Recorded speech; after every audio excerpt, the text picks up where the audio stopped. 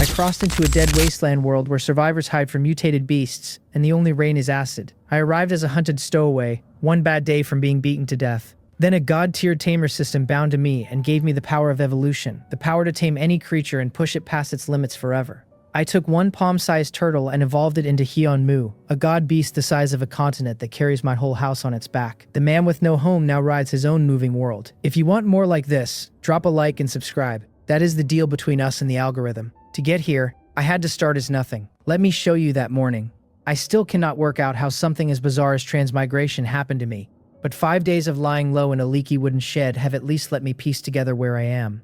This world is far larger than Earth, and already a ruin. Civilization clawed down to the edge of extinction. The land barren for thousands of miles, rain almost non-existent, and acid when it comes. Dust hangs over everything, and sunlight only reaches the ground in stray grudging shafts. If this is the heavens handing me a second chance, they have a strange sense of humor. I flex my arms and find the soreness gone, my body back after 5 days, maybe stronger than before. Back on Earth, I was an orphan who couldn't afford university, so I joined the army halfway through, served 5 years in special forces until old injuries forced me out, and planned to scrape a living filming wilderness survival videos. Instead, an earthquake split the ground open under me, and I was certain that was the end. Then I woke here, flat in the wasteland, every muscle screaming, unable to lift a finger. A girl disguised as a boy found me. She thought I was dead, started searching the body, and instead of leaving me, she dragged me back to her camp and hid me. Her name is Mina, and the wooden shed I am hiding in is hers. I am a stowaway, which in this place is a death sentence waiting to be served. Mina told me that when the camp catches a stowaway, the lucky ones are worked to death and the unlucky ones are simply beaten to death. Neither outcome is on my list. I push open a crack in the shed door and peer out at the dusk, the land stretching dead and brown without a hint of green. So this is real wilderness survival after all. I let the thought settle once, then drop it. A faint snap of a small wooden stick reaches me, and I am instantly back in the present, easing the door open to look. A thin, dirty figure is sneaking toward the shed with its head tucked down, and my body unclenches the moment I recognize her. Mina. She slips inside and shuts the door behind her, then turns and nearly jumps out of her skin when she finds me standing right in front of her. She gasps and asks what I am doing lurking by the door without making a sound. I step back, sit down by the wall, and ask how the harvest went. She lights up at once, telling me the traps I taught her to build are working beautifully, that today she caught several times more lizards than she ever used to. In 5 days, I still have not let on that I know she is a girl under all that grime. She grins and tells me to wait, that this is going to surprise me, then pulls out her crossbody cloth bag and produces a small brown lizard the length of 2 fingers, followed by 7 more lined up neatly in front of me. I glance at the raw cuts on her fingers and ask how many stone-pressed traps she set today. Only 22, she admits, pouting that there wasn't enough time, then promises more than 30 tomorrow. I tell her calmly not to set too many, since the last thing she needs is to be noticed. The reminder sobers her. She bites her lip and frets that with tax collection only 3 days off, if she cannot lay more traps, she will never gather my share. I ask how much more I owe, since in 5 days I have learned the camp's rule well enough. To live here you pay taxes, and anything edible counts. Counting the lizards she just brought in, she says, "We are still short about 30, and her head drops. Over these 5 days she went from wary to dependent. At first I simply traded my survival gear for a place to sleep in her silence. But last night, when I taught her to rig the stone press traps, she started leaning on me. Started, I think, remembering what it feels like to have someone look after her. I ask her flatly whether her own share of the tax is even covered, since paying mine will be no trouble once I am moving freely, because I will not be hunting finger-sized lizards for long. She says softly that she already paid in 35 small lizards, so she only needs 5 more herself. I tell her not to worry, that if my tax falls short, I will simply leave. Her head snaps up, and she stares at me, stricken, opening her mouth to argue and finding no words. I tell her I am nearly recovered, my fist closing as I say it. She insists there are still 3 days, that she can absolutely gather enough, and before I can answer she is digging through a pile of broken stones and hauling out a wooden box. She wants to keep me. That is plain on her face. She opens the box and lifts out 8 strips of dried lizard meat, saying if we add these in, it will surely be enough. I tell her to put them away, that those are her emergency rations, and something in me goes soft despite myself. But I harden my voice and remind her I am an adult, and an adult's tax is not the same as hers. She trembles and says shakily that there must be some other way. She has made herself forget the rule, because what she truly wants is to keep me here and secretly lay enough traps to cover 50 lizards on her own. I tilt my head and ask if she has forgotten what she told me the first day. When she thought I was a corpse and was searching me, I startled her by speaking, and the shock made the whole exchange easy, since she was too naive to be hard to convince. I traded her my military knife, my water bottle, and a few other things for shelter and silence, and that same day she told me plainly this was only a transaction, that the moment I was well, I was to leave. Her face flushes and she scrambles for an explanation she cannot find, then turns without a word and pulls a camouflage backpack out from under the wooden bed, carries it over and sets it down in front of me, swearing she hasn't touched anything. She presses her lips together, her eyes timid and pleading, and offers to give it all back if I will only stay. I do not glance at the pack. I ask her, genuinely confused, why she is so set on my staying after only 5 days, and whether she isn't afraid I might be a bad man because I am not asking for my gear back. I want to understand what changed her mind. She lowers her head, one small hand twisting the hem of her shirt, and admits she doesn't know. Only that hearing I will leave makes her feel awful. The same way it felt 4 years ago when her elder sister had to go away to pay taxes. She was too small to have a choice back then, and now she does not want to relive the loneliness that came after. Her eyes go wide. She tells me to wait, says she has one more thing that should cover the tax, and starts rummaging through the shed before diving under the wooden bed. After a moment, she cheers that she found it and that it is still alive. I lean forward and ask what it is. She crawls out, cupping a palm-sized turtle in both hands like a treasure, and presents it to me. A turtle, I say, surprised, reaching out to take the little creature that looks a bit like a tortoise. And right then a voice sounds inside my head. It announces in a flat mechanical tone that a tameable creature has been detected, and that something called the TAMER system is binding to me. The binding runs to 90%, then completes, and a block of information unfolds in my mind. Only after reading it do I understand. An intelligence system from a high-dimensional world, built to cultivate tamers, got caught in a space-time turbulence mid-delivery and merged with me during my own transmigration. Of course, something from a high dimension can warp reality down here. I take it in stride, sorting out what this god-tier tamer system does, while Mina watches me, oblivious. Its permissions are low for now, so its functions are simple. It tames animals and lets them evolve. And as the host, I can inherit one talent ability from each tamed beast, with one fresh taming opportunity per day, while evolution costs evolution points pulled out of items that contain energy. Reading it like a game manual, I ask the system whether it can generate specific human attributes for me. It tells me it is scanning the subject, and a heartbeat later a virtual interface paints itself across my retina. It lists me as the tamer, with stamina at 3, speed at 2.6, strength at 3.2, and spirit at 2.7. My lifespan reads 24 years out of 79. I have 10 taming points, refreshed daily, enabled to stack, and 0 evolution points, no abilities, no tamed beasts, with a note that a normal human's baseline scans as 1. It does not even bother to show the combat skills I earned as a Special Forces soldier. Bare bones, all of it. Still, my mouth curves, and I murmur to myself that living to 79 is more than I ever expected. Mina, not hearing what I said, sees me smile and decides it means I will stay. She announces she's going to go pay my taxes for me, and starts packing in a frantic rush, too afraid of a refusal to wait for one. She tucks the 7 lizards back into the cloth bag, picks 5 strips of dried meat from the box, and leaves 3 behind for food. Then she looks reluctantly at the turtle in my hand and explains her sister gave it to her to eat the bugs in the shed, and that 1 turtle trades for 10 small lizards. She does the math under her breath, brightening, figuring 3 days of extra traps will cover both our taxes. I shake my head and tell her the turtle cannot be given away. She blinks, stunned, her face going pale as she asks quietly whether that means I still won't stay.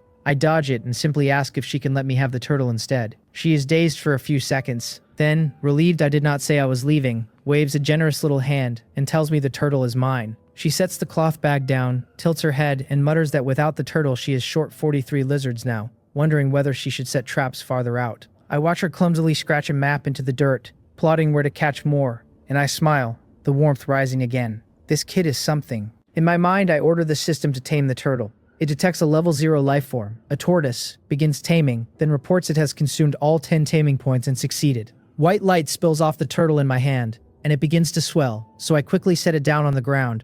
I pull a bewildered Mina back 2 or 3 steps and tell her to clear some space. She glances warily at the shed door and asks what's wrong, but the growing, faintly glowing turtle draws her eye, and she gasps, asking how it is getting bigger. Her face changes as some terrible thought hits her, that it might be turning into a fierce beast, and she yanks the bone spike from her waist, ready to lunge and stab the turtle dead. I grab her arm at once and tell her to hold still, that it's fine. It would be equal parts funny and infuriating to have my first tamed beast skewered by a panicking girl. She begs me to kill it quickly, certain that if it becomes a fierce beast we will all die, because she has seen what rampaging beasts do, and even the memory frightens her. I reassure her that the turtle is already tamed, already mine. By now it has finished. From a palm-sized thing it has grown to over a meter in both length and width, its once cute head gone fierce, its dark brown shell ridged and uneven, as if it carries a slab of rock on its back. The system pings that my level 0 land turtle has evolved into a rock armor turtle at level 1. Mina blinks and asks, cautious, whether it really won't bite people. Of course not, I tell her.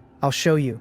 I raise a hand and beckon the rock armor turtle, pushing the intention through our new bond. From the moment I tamed it, a mental link opened between us, and I can feel the creature radiating warmth toward me. It crawls over, stretches out its head, and rubs against my palm, narrowing its eyes in plain affection. Its head is rough as stone under my hand. I gesture to her. See, I wasn't lying, and she covers her mouth, eyes huge, asking how I did that. I tell her lightly that an awakener can do this kind of thing. In a wasteland like this, mutated plants and animals are lumped together as fierce beasts, and humans have mutated too, just less drastically, into 3 kinds. Awakeners appear 1 in 10,000 and carry all sorts of abilities. Mutants appear 1 in 1,000, their strength set by their particular talent. Enhancers build themselves up by external means and make up the mainstream power system. All of this I learned from Mina over these 5 days. She stares blankly, the news too big to swallow, and asks if I really am an awakener. I nod and tell her my awakened ability is taming animals. The truth that I can tame creatures will surface sooner or later, so passing it off as an awakening is the cleanest cover.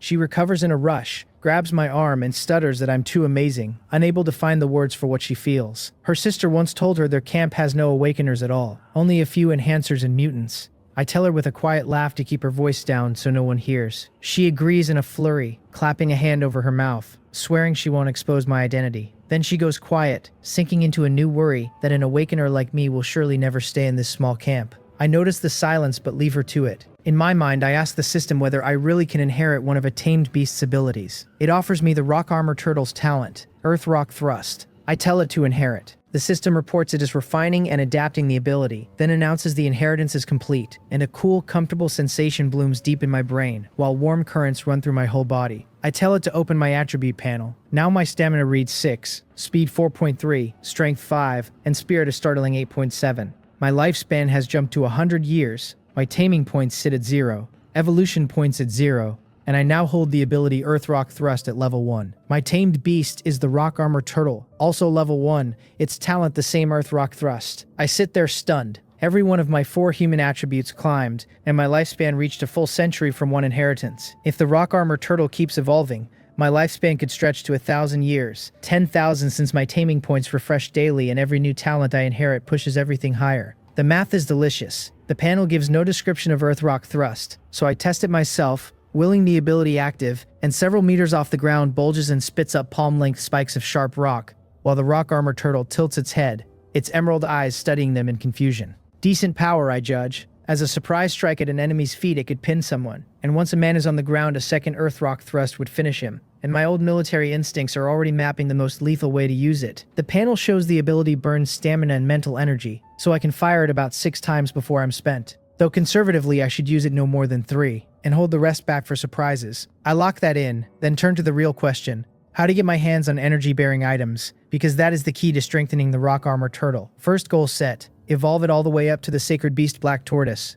Mina suddenly looks up and asks why. If I'm an awakener, I fainted that day. I give her the lie I prepared, that a poisonous fierce beast bit me. I will not tell anyone I am a transmigrator. Then she asks, her mood sinking, whether I'll leave once my injuries heal. She thinks it over and reaches the answer on her own, since I kept dodging the question, and I confirm it with a small nod. Yes, I will leave. There was always going to be a day I left, because only outside can I tame new animals and gather energy-bearing items. Mina bites her lip and asks bitterly when. In 2 days, I decide, since my strengthened body has fully recovered and the only reason to linger is to search the camp for anything that holds energy. So soon, she pleads, asking if I can't stay a few more days, looking ready to cry and holding it back hard. I remind her, taxes are due in 3, and as I say it, I wipe a smear of charcoal ash from her cheek, that ash her disguise to look like a boy. Her head wrapped in cloth, her body lost in oversized gray rags. She grips my hand and swears she'll go catch lizards, that I have to believe her. So let me ask you something, I say gently. If in 2 days you're willing, will you come with me? I'm wi, she starts, then stops dead, remembering what her sister told her before leaving, that she must wait to be come back for. I tell her she doesn't have to answer now, just to give me her answer in 2 days, since 5 days is little enough to ask a girl to abandon her only home and wander with a stranger. She nods, her small face scrunched tight, her heart a tangle. Go with me, or stay and wait for her sister. Miss one, and the two might never cross paths again. So hard. Dawn. Mina wakes and stares blankly at the shed roof, having lain awake most of the night turning the same question over before dropping off only a few hours ago. Her nose wrinkles at the smell of meat, and she turns to see charcoal still glowing in the fire pit under an iron pot hung on a wooden frame. I tell her she's awake and to get up and eat, stirring the pot with a spoon, and she stares, caught off guard because she has always been the one to make breakfast. She asks hesitantly if my body is already well. It is, I tell her. Breakfast is compressed biscuits with boiled lizard, dark and ugly but enough to fill a stomach. The biscuits among the few things I carried over from Earth through the fissure. She sits quietly by the fire while I serve a portion into an iron lunchbox and hand it to her. Since traveling far means packing food, and only a few biscuits remain, she recognizes the lunchbox from the backpack and remembers that 5 days ago she wanted to trade it for taxes but couldn't bring herself to. Her mood is low and I don't try to lift it. I scoop some lizard porridge into the inner tray and eat in silence while she presses her lips together and steals glances at my profile, for once unable to find a topic. The rock-armored turtle scrapes the ground with a foot, its emerald eyes fixed on me, and Mina seizes on it, asking what we'll do about the turtle. It comes with us, I tell her, since I'm not leaving a level 1 rock-armored turtle in the camp to be butchered for meat, and outside it can hunt its own food. She nods, and the quiet settles back in. After we eat, we gather everything worth keeping from the shed to stop thieves and slip out. Her home is barely a shed, lashed together from animal hides and deadwood at the very edge of the camp, perfect for leaving unseen. The rock-armored turtle moves no faster than a walking man, but its shell looks exactly like brown rock. Excellent cover. 2 people and 1 turtle head north, where she says a rocky hill region holds plenty of lizards. And along the way, every figure I spot gives us a wide berth, afraid of having their food stolen, which in a world where a knife can find your back at any moment is only sensible. The hills aren't far, and we reach the foot of the nearest one quickly. I crouch, pat the rock-armored turtle's head, and tell it to go find itself food. I have named it Hyunmu, and there's a kind of hope folded into the name. It nudges my palm, picks a direction, and crawls off. Mina worries aloud that it'll get lost, but I tell her, smiling, that little Hyunmu and I share a mental link, that all my tamed animals can speak to me through their minds. She lets out a relieved breath and points ahead to her traps at the foot of the hills. I tell her to check her traps while I scout for prey, since I want bigger game than lizards, which carry too little meat to fill a stomach. She agrees softly and tells me to shout if anything happens, and I pick the opposite direction from the one Hyunmu took. Behind me, she sighs, asking herself why she's so on edge today, then claps her own cheeks to buck herself up, and I pause mid-step, then stride on. My sharpened senses caught the sigh clearly. Girls turn sentimental after long loneliness suddenly broken by company, and cling harder for it. But I won't comfort her, because if she does not come with me in the end, gentleness now will only deepen the wound. Truly desolate, no better than a bare gravel waste. I tread lightly, my eyes raking the ground, and wonder how the people here last as long as they do. A whisper of sliding sand snaps my attention to a nearby rock wall, and after a careful scan I find the cause. A small lizard climbing the stone. Since I've seen it, I can't let it go. I draw the military knife from my waist, drive it through the lizard's head, and it dies, and at once another appears on the wall, scrambling upward fast. A color-changing lizard, I think, freezing for less than a second before my hand snaps down. I miss on the first try and pin it on the second. It's twice the size of the others, and what stops me is its skin, mottled in red, green, and blue. The system pings that a tameable animal has been detected and asks whether I wish to tame it. That color-shifting trick looks useful, and today's taming points have refreshed every day after midnight, resetting me to 10, so I can tame a second beast. I give the command. The system detects a level 0 life form, a color-changing lizard, runs the taming, consumes 10 points, and succeeds. The lizard glows white, stops struggling, and shakes its claws in something like contentment. In 3 seconds on it shrinks to palm size, its scales striped in clean bands of green, red, and blue. The system asks if I wish to inherit its innate ability, mimicry camouflage. I nod and tell it to inherit. A cool touch crosses my skin, and a faint warm current stirs inside me, so subtle I'd miss it if I weren't paying attention. I have the system open my attributes. Stamina 6.2, Speed 4.5, Strength 5.1, Spirit a clean 9, Lifespan 24 out of 100, and 10 years now, with Earthrock Thrust and Mimicry Camouflage both at level 1. My tamed beasts are the rock armor turtle with Earthrock Thrust and the 3-colored lizard with Mimicry Camouflage. The 4-dimensional gains were tiny this time, so the lizard's real value must be the camouflage itself. I activate Mimicry Camouflage, and the cool sweep crosses my skin again as the light around me bends, the whole thing taking about a second, and I glance down to find my clothes, shoulders, and back have taken on the earthy yellows and browns of the rock wall. I hold still to test for a time limit, 10 seconds, a minute, 10 minutes, half an hour, nothing breaks it. Then I move my limbs and watch the camouflage dissolve, my true colors bleeding back. So that's how it works. The change is light refraction, and the moment the body moves, the ability fails. I understand both its strength and its weakness now, and my lips curve as I admit it's a frightening tool for assassination or stealth. I set the lizard down and tell it to hide around me, since a level 1 3-colored lizard is weak and rides along like a pet for now. It looks up, scurries onto the rock wall, and trails me at a steady distance, vanishing whenever it stops moving. If it ever develops an offensive talent, I think with a grin, I'll have built myself an Assassin's Creed lizard. I pull the knife from the wall, pocket the dead lizard, and keep hunting, turning up nothing for over 2 hours but more lizards. A few poisonous scorpions, some small insects I won't eat unless I'm desperate. Then I find a cluster of caves, rat holes by the prints at their mouths, and decide to send the 3-colored lizard in to flush them out. A patter of footsteps reaches my keen ears, distant and closing fast, heading straight for me. Years of training make the call, and I press against the rock wall and trigger mimicry camouflage to vanish. In under a minute, a familiar figure swims into view. Familiar because it is unmistakably Mina, and unfamiliar because Mina now has a pair of long blue rabbit ears standing up on her head. Behind her, 4 people storm into sight with bone knives and wooden spears, shouting at her to run her down, screaming that she's dead, that they'll kill her for stealing their prey, swearing she won't get away. Mina shouts back over her shoulder, furious, demanding to know when the prey caught in her own trap became theirs. She has breath enough to curse while she runs, which tells me she's far from worn out. I let her sprint past my hiding spot and let the first 3 chasers go by untouched. But as the 4th draws level, I reach out, seize his chin, and use his own momentum to slam his head down toward the ground. His neck twists with a soft snap, his mouth covered before he can make a sound, dead in under 2 seconds. I'm up and after the next 3 before they notice. The same method takes another from behind. The last 2 don't hear their teammates fall, and the silence finally tips them off. So they pull up short and whip their heads around, gripping their spears and bone knives, demanding to know who I am and what I did to the others.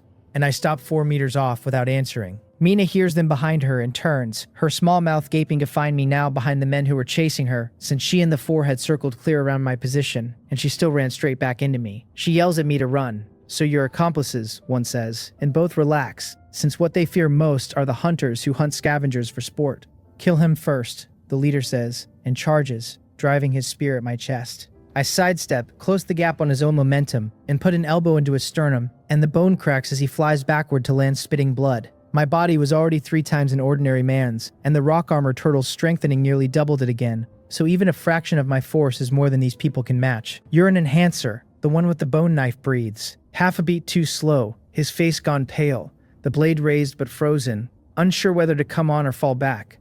Mina screams at me to get out of the way, and is already there kicking him hard enough to put him on the ground. He looks at his blood-spitting companion and the terror takes him whole, and he blurts that I can't kill him, that he's Bloodbeard's man, naming his backer in the hope it buys his life. I ask, flat and expressionless, who Bloodbeard is. Mina's grimy face goes solemn and she tells me he's a bandit leader for nearby, one who robs small camps and tribes and ambushes travelers on the road. The scout, seeing us both go still at the name, turns arrogant on the spot and warns that when his boss attacks our camp, he'll surely kill us both. In his experience, dropping Bloodbeard's name is usually enough to make people back off. Wait, I say, my eyes narrowing. Did you just say attack our camp? He realizes his slip instantly, his face changing, and stammers that he never said any such thing. You 4 are scouts, I say coldly, and he shakes his head in a panic, insisting they only came out to hunt, because if Bloodbeard learned he'd leaked the raid, he'd be roped and dragged behind a man until he died. I pick up the bone knife from the dirt and set it under his chin, and I tell him calmly that I will ask only once, and if his answer doesn't satisfy me, this blade goes through his chin and into his brain. When are you coming to attack our camp? The terror in his eyes tells him I'm not joking, and when I press the blade he breaks, swearing he'll tell me everything. He doesn't know the day, he says, only that Bloodbeard made the decision and sent them to scout the situation. I lean on the cold question once more, and to save his life he gives up the bandit's rule of thumb, that a raid like this never comes more than 3 days after the scouting. I ask a few more questions, and just as he lets out a breath of relief, I twist his neck. So Bloodbeard has set his sights on our camp. Mina grabs my arm, frightened, asking what she should do. I ask how many people are in the camp, how many women, children, and elderly. She thinks, then says roughly 300, with the women, children, and old making up almost half. Get everyone to flee, I tell her, because they are no match for the bandits. From the scout I already know Bloodbeard commands over 500 hardened men, and a camp of 300, half of them weak, cannot withstand that, and even a miracle win would leave almost no one standing. Flee where, she asks, blank. That's not my problem to solve, I tell her. Just warn your leader and let it become theirs, and I crouch to search the scout's body. She frets the leader won't believe her, and she's right, since a small, overlooked nobody claiming a bandit raid is coming, without even a date, will convince almost no one, and any belief will die the moment the raid is a few days late. Even so, she says, biting her lip, the camp is her home and she has to try. Leave it to me, I tell her, cutting off her resolve, because I've already thought of how to handle it, and I'll simply talk to the camp leader tonight, since with mimicry camouflage, slipping in is no strain at all. She brightens and asks if I really have a plan. I do, I tell her, finishing with the scout's clothes and turning up only a little dried meat, then moving to the bandit still spitting blood, who has one last breath in him. She leans in and asks if she can help. You, I say, then ask her instead to think about whether she wants to come with me the day after tomorrow. Yes, she answers with a smile, since the camp is about to be gone and she has no reason to stay. I glance at the long ears twitching on her head and ask what's with the bunny ears, finally understanding why she always wraps her head in a scarf. She tugs them shyly and tells me she's a mutant, and the ears are where the mutation shows. I ask what abilities she has. She can hear sounds from a long way off, she says, tilting her head, and she can run faster and jump higher. Rabbit abilities, I think, which explains how a girl alone has survived this long and still dares to go out hunting 3-colored lizards by herself, since lasting alone in the wasteland means she's no helpless thing. She bounces off to search the other 2 bodies. So poor, I mutter, having found only a little dried meat myself. Then her delighted voice rings out, calling me over, telling me she's found something good, a fierce beast crystal stone. I look at my own empty hands. Is this the girl's luck rather than mine? I walk over and take the thumb-sized white prismatic crystal she hands me, and the system pings that energy has been detected and asks whether I wish to convert it to evolution points. My eyes light up, since this means fierce beast crystal stones are exactly the energy-bearing items the system needs. Convert, I order at once, impatient. The system confirms the conversion succeeded, and that I've gained 100 evolution points, and before its voice fades the crystal turns to water in my palm and vanishes. Mina's eyes go wide and she leans in close, almost pressing her face into my hand, examining both palms and the backs of my hands, baffled as to where the crystal went. It's another of my abilities, I tell her with a chuckle, pinching her cheek. The name itself tells me these crystals come from inside fierce beasts, which means I finally know where to harvest evolution points. She marvels at the magical ability, then sprints off toward the first scout I killed to dig for more crystals. In my mind, I ask the system how many evolution points a tamed beast needs to climb a level. Level 1 to level 2 costs 10, it tells me. And level 2 to level 3, I ask. 100. A 10-fold jump. I shake my head and decide to prioritize getting a tamed beast to level 3. I summon the rock armor turtle to gather, planning to push it to level 2 first. Little try, come here, I call to the rock wall, and the 3-colored lizard slips out and scurries over. I lay my palm on it and tell the system to evolve it. The system reports the level 1 3-colored lizard evolving to level 2, deducting 10 evolution points, then announces success in that it's distributing my mimicry camouflage, syncing it to level 2 as well. The familiar warm current spreads through me again as my body strengthens, and I note how convenient it is that the abilities sync automatically. The lizard's appearance barely changes, though its body is stretched to a meter and it now carries real offensive power, enough to pounce and bite an unwary man to death. Only a little dried meat, Mina reports, coming back with a palm-sized strip, then spots the now sizable lizard and her blue eyes shine as she licks the corner of her mouth. The lizard stiffens and stares at her, uneasy under that hungry look. This is a pet I tamed today, I tell her, not food, and I pinch her bunny ears in exasperation to head off any butchering ideas. Her sensitive ears get caught and she lets out a small startled sound, her face flushing as she pouts and protests that she isn't a pet, that I'm not to pinch her ears. I let go quickly, coughing, since I've wanted to pinch those ears since I first saw them. I just hadn't expected such a strong reaction. Honestly, the texture was rather nice. I decide I'll do it again sometime for fun. Then she perks up, her ears twitching, and says she can hear the rock armor turtle's footsteps coming our way. I called it to meet us, I tell her, looking at those ears with new respect, since I can only sense the turtle through our bond out to 200 or 300 meters, while she can hear that far and even pick its footfalls apart from anything else. A few minutes later it arrives, and I lay a hand on its head and tell the system to evolve it. The level 1 rock armor turtle evolves to level 2, 10 evolution points deducted, and my earth rock thrust syncs up to level 2 with it. After the strengthening settles in, I open my attribute panel. My stamina now reads 10.5, speed 880, strength 9.6, and spirit a full 16, with my lifespan leaping to an astonishing 260 years. My evolution points sit at 80, with both earth rock thrust and mimicry camouflage at level 2, and my 2 tamed beasts, the rock armor turtle and the 3-colored lizard, holding the same talents at the same level. 260 years, a lifespan most people only dream of, and I picked it up this easily. The turtle got bigger again, the girl exclaims, and I come back to myself to see the change is dramatic. From its 1-meter form, the rock armor turtle is now more than 10 times larger,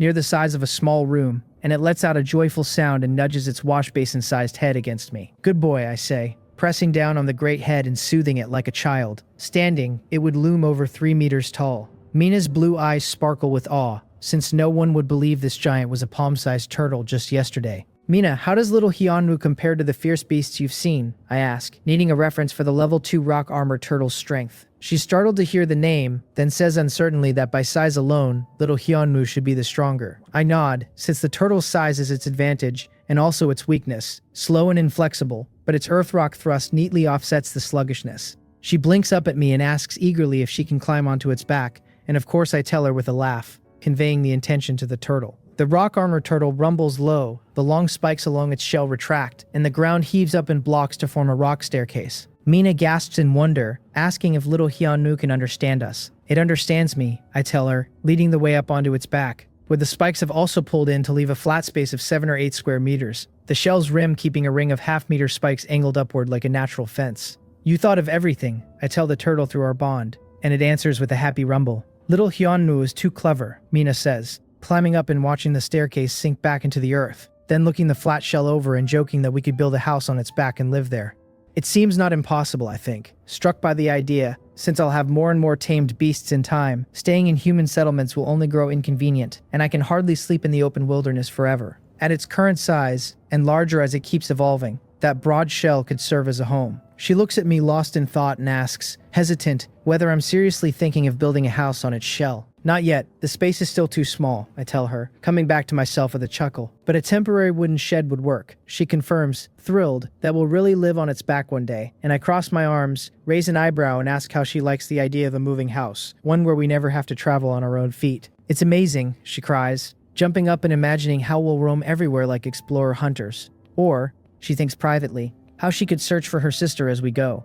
She fires off questions in a happy rush, whether a heavy load would tire it. No, the stone's protected, I tell her, and even 100 of you wouldn't feel heavy to it. I lean against a rock spike and watch her plan, and the thought sneaks up on me that having a girl this lively and bright along might be quite nice. She chirps for us to hurry back to the camp so she can move the shed over, but I shake my head and remind her about the bandits coming to attack. She sticks out her tongue, admitting she was so excited she nearly forgot, then comes to my side, clutching my clothes, and says weakly that if it's too dangerous, we should just leave tomorrow. She's kind but selfish in her way, caring only for the few people close to her, and she doesn't want me taking risks now that we have a new life ahead. There's no danger, I tell her, looking up at the hazy sky where a single shaft of sunlight breaks through far off before the clouds swallow it again. I'm only giving the camp a warning, and if they won't listen, the day after tomorrow I leave with her. In a world like this, kindness has to be measured against what you can spare. How are you with the people in the camp? I ask, since I still know little of her circle. Do you have any friends? A few I caught lizards with. Our relationship is okay, she says,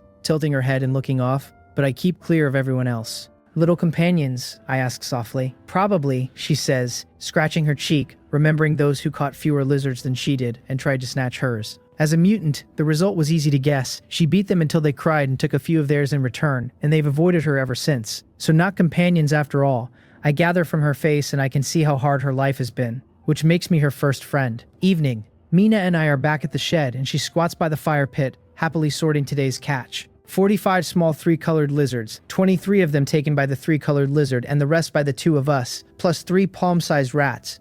A real haul against her usual 2 or 3. I sharpen my military knife and ask if she always eats these little lizards. Yes, and on a lucky day, some wild rabbit meat, she answers without looking up, since today's bounty is rare for her. Are you full? I ask, my hand pausing on the blade. Full? She repeats, tilting her head, then says with quiet distress that she doesn't even know what full means. She has never once been full, so how could she know the taste of it? I listen to that and meet her bewildered eyes, and something in me turns sharp and irritable, and I toss aside the stone I was using on the knife. What's wrong? She asks, blinking. Nothing. I'm going to walk the camp a bit, I say, sliding the knife back into its sheath, because I want to scout the situation, spread the news of the raid, and clear my head along the way. Be careful, she says, staying to process the lizards into jerky so they'll keep. I shoulder my pack, open the door, and slip into the shadows of the surrounding sheds. It's dark already, no moon in the sky, perfect cover for my kind of work. The smell of roasted meat drifts through, firelight leaking from cracks in a few sheds, but mostly there's silence and sleeping breath, because if you can't eat your fill, you move less and sleep more. From Mina, I learned the camp runs a hunting team that ranges far for wild rabbits, desert tortoises, and wild dogs, and the food it brings goes to those who work for the leader, while the rest fend for themselves. Living here means paying taxes, the price of the leader's protection, since alone in the wilderness a wolf pack or a fierce beast could end you. But the real reason people pay, in my read, is that the leader controls the water, and only those who pay get the ration that keeps them from dying of thirst. One reason I came out tonight is to lay in extra water for our journey the day after tomorrow. The camp is small but split into inner and outer layers, the inner ringed by wood and stone fences,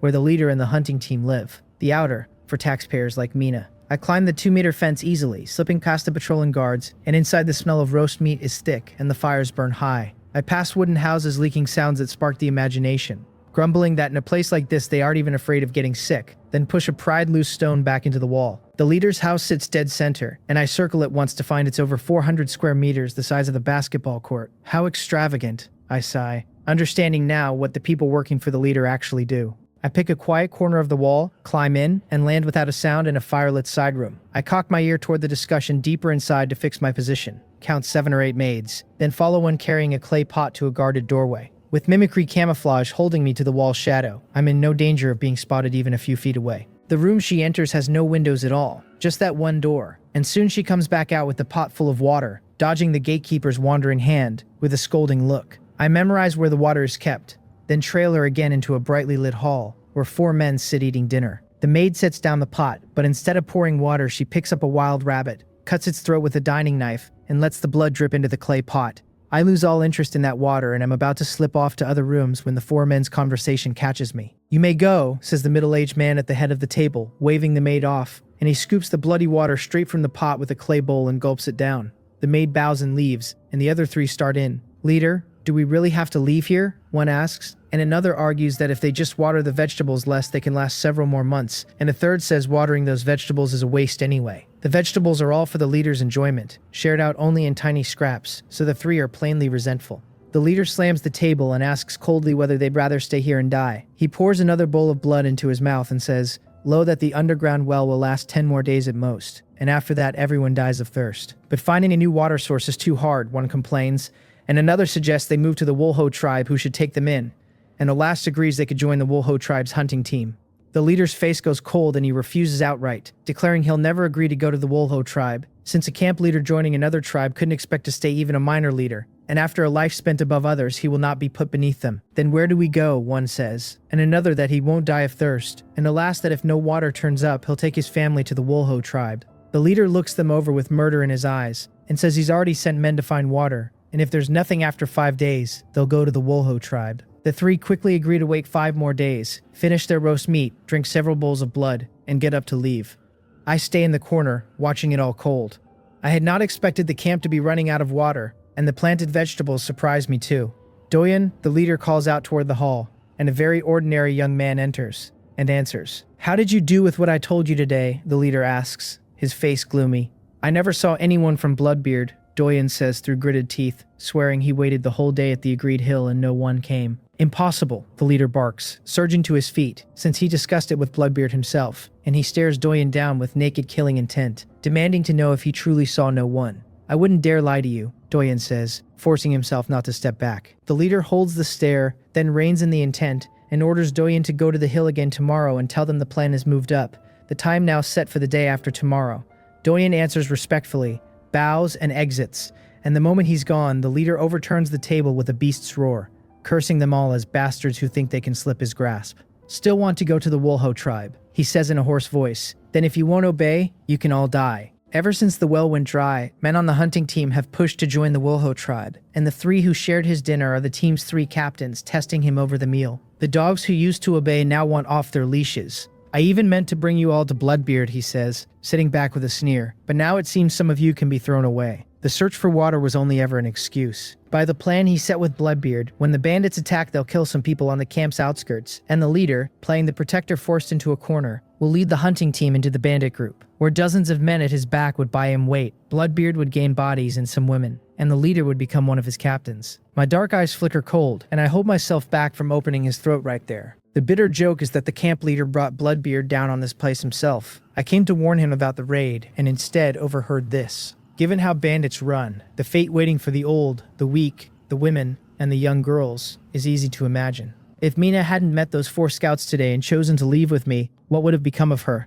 I shake the thought off, picture her grimy smiling face, glance at the leader still ranting, and decide to sentence this scum to death. I step out of the dark, my footsteps silent as a ghost's, keeping to the wall and out of the firelight so my shadow won't betray me, until I'm standing behind the leader. "Damn bastards, why can't you just be obedient dogs?" he mutters, head tipped back against the chair, angrier the more he chews on it. I glance at the cloth on the chair's armrest, pick up the towel, and roll it into a strip. The daughters of those 3 men, they seem quite good, he begins, and the towel chokes off the rest as it goes into his mouth. He thrashes in fright, trying to rise, but I pin his neck from behind with my arm. Welcome to hell, I tell him quietly. His eyes bulge and his hands claw at my arm, and the terror deepens as he discovers that an enhancer can't budge it at all. Goodbye, I say, and use my arm like a blade to twist his neck clean. All the strength drains out of him, his head lolling onto the armrest, his eyes wide and fixed on the hall entrance in death. Why bother, I murmur, shaking out the towel and tossing it onto his head.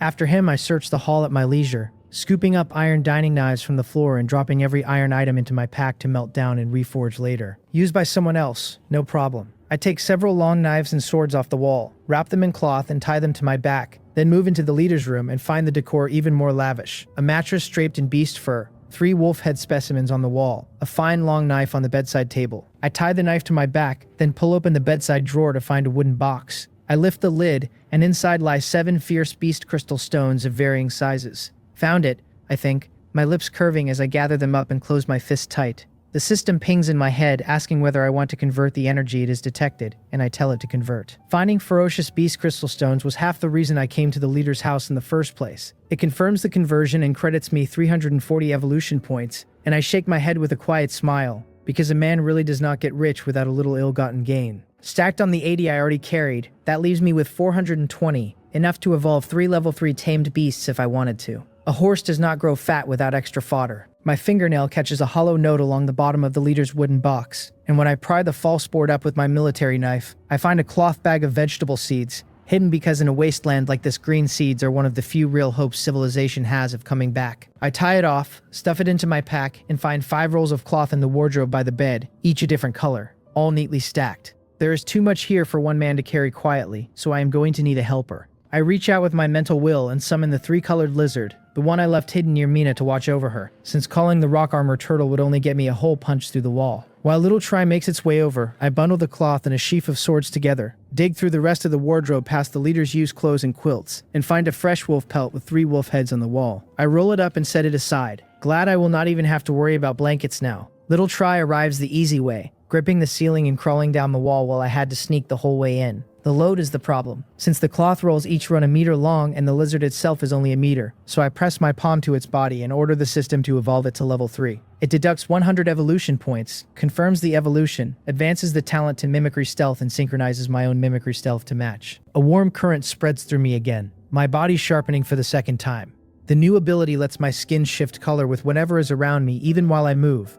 Exactly what I wanted, though there is about a 1-second lag that gets worse the faster I go, which makes it far better for sneaking than running. I can be invisible while moving, and that is the part I care about. Of course it has a catch. Everything good in this world does. Little Try has doubled in size. 2 meters long now, its scales no longer striped but split clean into 3 colors. 1 green, 1 red, 1 blue. A few sharp spikes have grown beside its head, and its brown vertical pupils have gone cold. I pat its head and tell it that if I ever get it a pair of wings it could pass for a dragon, and it tilts its head at me, having no idea what a dragon is. I tie the cloth, the wolf pelt, and the bundle of swords across its back, and when it squirms uncomfortably I send it out the window with a grin, telling it to let Mina untie the load, and then come straight back. Its claws bite easy gouges into the wood as it climbs out. I need to hurry before someone finds the leader's body, so I slip back into the corridor, and keep searching. The maids are all staying put in their assigned spots, waiting for a master who is never going to summon them again. My real goal this trip is food, and while I am moving I catch sight of someone creeping along ahead of me, and from the profile I recognize Doyen, the same man I saw in the hall earlier. Curious about what he is up to in the leader's house, I follow him. He checks left and right, sees no one, and slips into a room that turns out to be the food storehouse, where a maid is already waiting for him.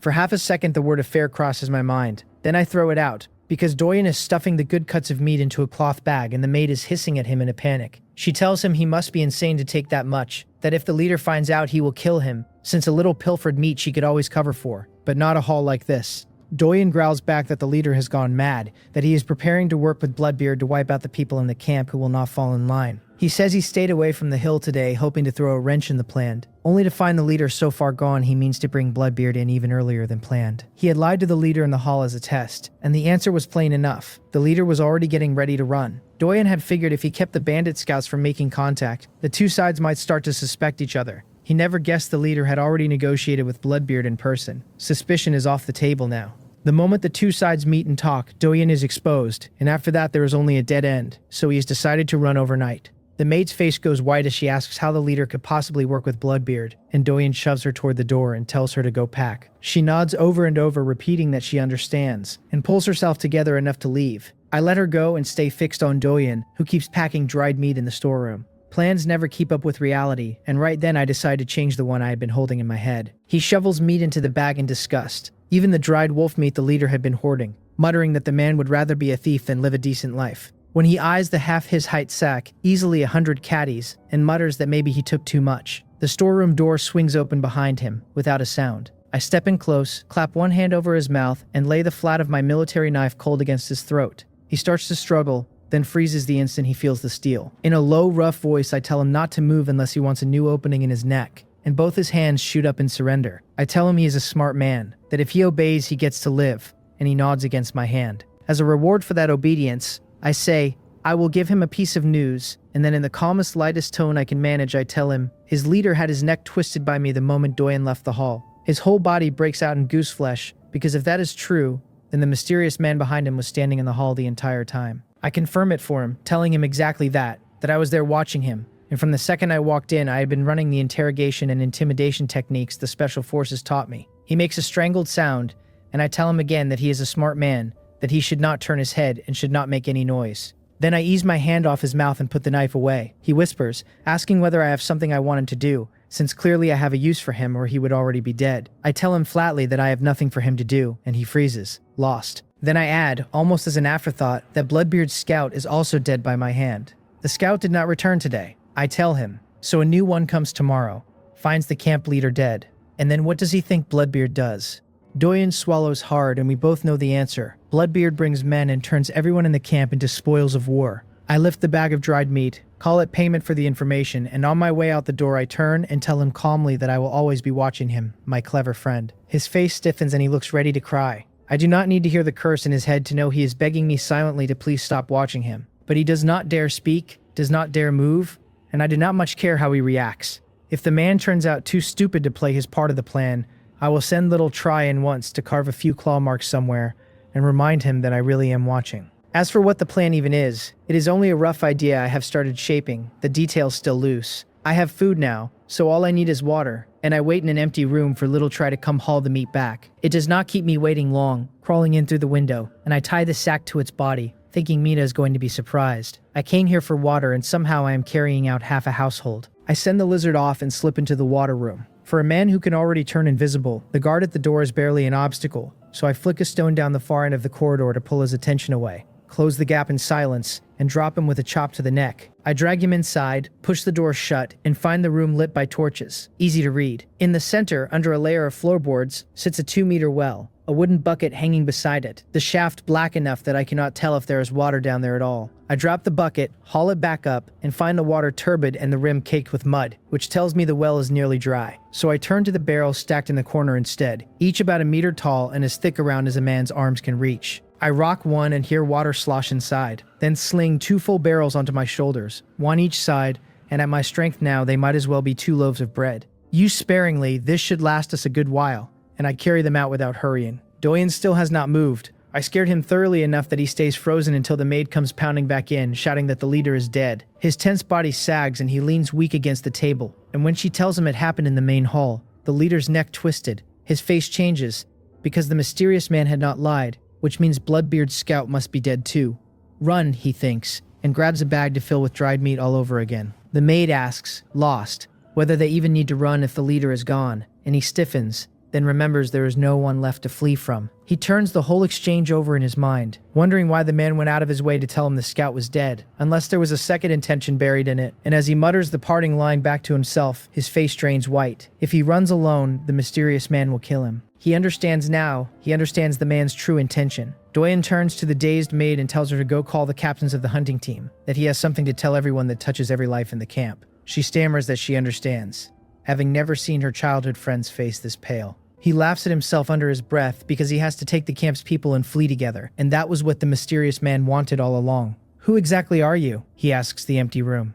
Rewind a dozen minutes, to the wooden shed on the edge of the camp. Mina has skinned the small lizards and the 3 rats, gutted them, and tied them over the fire pit to smoke, then scrubbed the blood off her hands with sand because there is no water to spare for washing. She keeps glancing at the shed door, her blue eyes losing focus, wondering why I have been gone so long and what I went off to do. A worry creeps in that something might have happened to me, an insecurity that comes from being alone, and she shakes it off, telling herself I am too capable for anything to go wrong. To keep her hands busy, she starts deciding what to pack. The pillow, the wild rabbit fur quilt, the bed frame, the wooden bowls, the bucket, even eyeing the shed door itself, reluctant to throw away a single thing her sister built piece by piece before she left. A scratching sound rakes across the shed door, and it swings open to let a blurry shape squeeze through. Her face changes, fast, and she has the bone torn out of her waist and her back against the wall before she has even finished the thought. Then little Try lets its color settle back out of invisibility, hissing, and she stares at the unfamiliar shape, asking if it really is the little lizard, and telling it to nod if so. It ignores her completely and goes to work tugging the rope around its belly with its claws,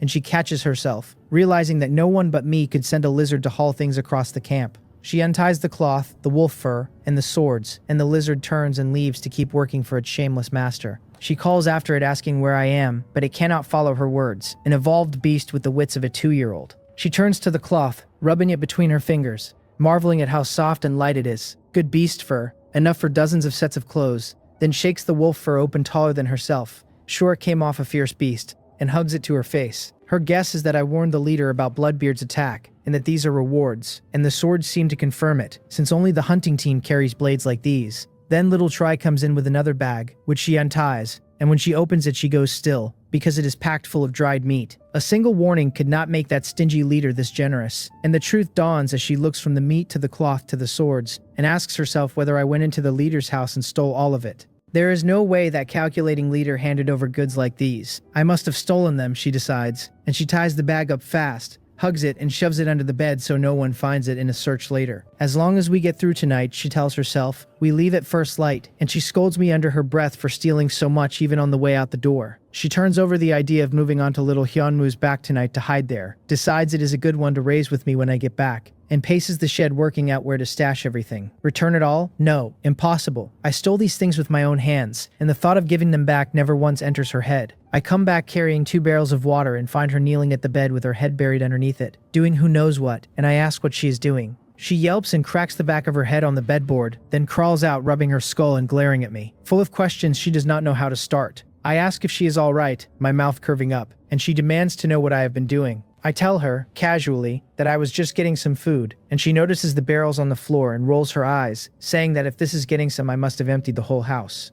I tell her flatly there is plenty I did not carry off, and the thought of going back tugs at me, except on my way out I had already seen people heading toward the leader's place, which means Doyen did not let me down. She covers her face, not expecting her own guess to be right, leans in close with her cheeks puffed out, and orders me to warn her in advance next time so she can be ready, because she has been half worried to death figuring out how to hide everything. I spread my hands and tell her this was a case of plans not keeping up with reality, that I only set out for water. Whoever told me to overhear the leader's deranged scheme, I simply decided to go all the way and finish him. She lowers her voice and asks what we do when the leader finds his things stolen, suggesting we hide our haul on little Hyunwoo's back, and I wave it off and tell her there is no need, because I have already killed the leader. Her blue eyes go wide, searching my face to see if I am joking, and I tell her it is true, then lay out in a few words how the man had colluded with Bloodbeard. Good kill, she fumes. He deserved to die, that inhuman bug, and I watch her cheeks puff out in anger, which is honestly a little cute. She catches me looking, a faint blush creeping up her face, and asks what I am staring at, and I look away and tell her gently that the camp will be moving out tomorrow. She asks, hopeful, whether we go with them, and I shake my head and tell her we stay 2 more days. When she protests that it is too dangerous with Bloodbeard's men able to strike any time, I tell her there is no danger, that we only have to wait for the scouts to arrive. Then I tell her, calm as anything, that I am going to raid Bloodbeard's home. Her eyes go round and she stammers that I should say it again, and I tell her she heard right, that I mean to walk into the bandit gathering place and help myself to the good things. The idea took shape the moment I learned the leader had arranged for the bandits to attack the camp. Now I plan to lure Bloodbeard out to attack an empty camp, a way of drawing the tiger off its mountain, and then I circle back to raid their base for ferocious beast crystal stones. She grabs my arm with both hands, her face pale, telling me I am crazy, that it is a bandit group 500 strong and one slip cost me my life. I tell her that by my plan there will not be 500 men there, and I raise a finger and ask whether we did not kill the bandit scout earlier today. She nods, and I lay it out. No scout returned today. So tomorrow Bloodbeard sends new ones. And since the bandit base is more than a day's travel off, those scouts do not reach the camp until the day after tomorrow. By then we will have made it look like the camp's people only just fled. I ask her if she were Bloodbeard whether she would send men to chase, and she hesitates and says probably. Then the scouts see exactly that and race back to report the same day. I tell her, and Bloodbeard, certain the leader played him, brings his men out for revenge without a second thought. In truth, the camp's people will already be 3 days gone and impossible to catch, which means the bandit base will be nearly empty, and that is when we go through it. The whole trick runs on the time difference, making Bloodbeard believe the camp emptied only a day ago, and the key is fooling those scouts into thinking the flight was fresh. She asks if I am confident, and I shake my head and tell her it costs nothing if it fails. Just 2 wasted days. If it works, there should be no shortage of crystal stones, maybe enough to evolve a level 4 tamed beast. Before dawn, the hunting team is already going door to door, telling everyone to leave the useless things and bring only what they can eat and wear.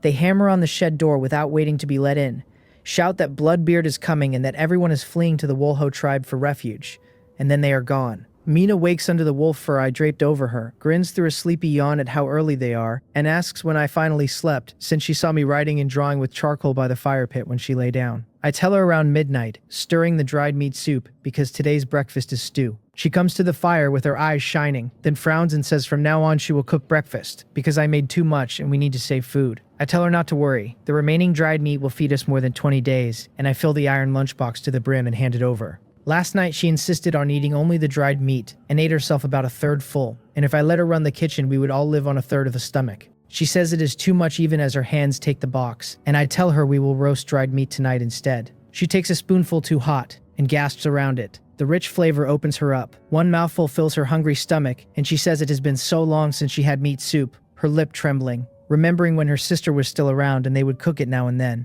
I wipe the tears from the corner of her eye and tell her she can drink it whenever she wants from now on, and she shakes her head fast, insisting meat soup every day is too extravagant. I ask whether we usually drink plain water. She nods, and I tell her that cooking soup gives us water and soup both, so is it not more worthwhile? And she tilts her head, agreeing that it seems to be, though something about it nags at her.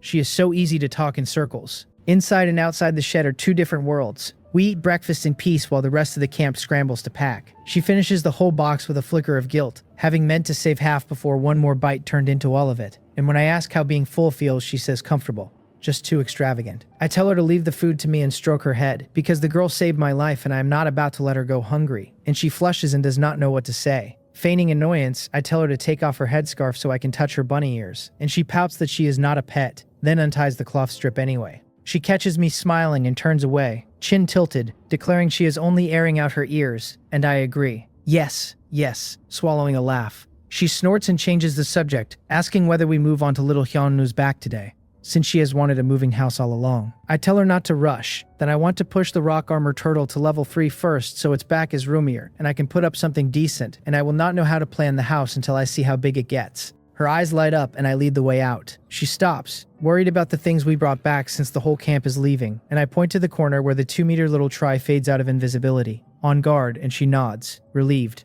We slip out of the camp through a quiet corner and into the empty wilderness, where the rock armor turtle is foraging, an earth rock thrust punching a rat clean out of its burrow. When Mina and I find the rock armor turtle, the hills around it have sprouted a whole new field of rock spikes. It lets out a wronged cry the moment it sees me, and the mental message that comes with it gives me a headache, because the turtle is hungry. Mina's mouth falls open as she stares up at its enormous shape, clearly trying to work out how much food it would take to fill something that size. The system chooses that moment to inform me that spending 1 evolution point a day will solve a tamed beast's hunger, and I grumble back that it could have mentioned this sooner, because feeding a creature this big the ordinary way would put me at risk of starving alongside it.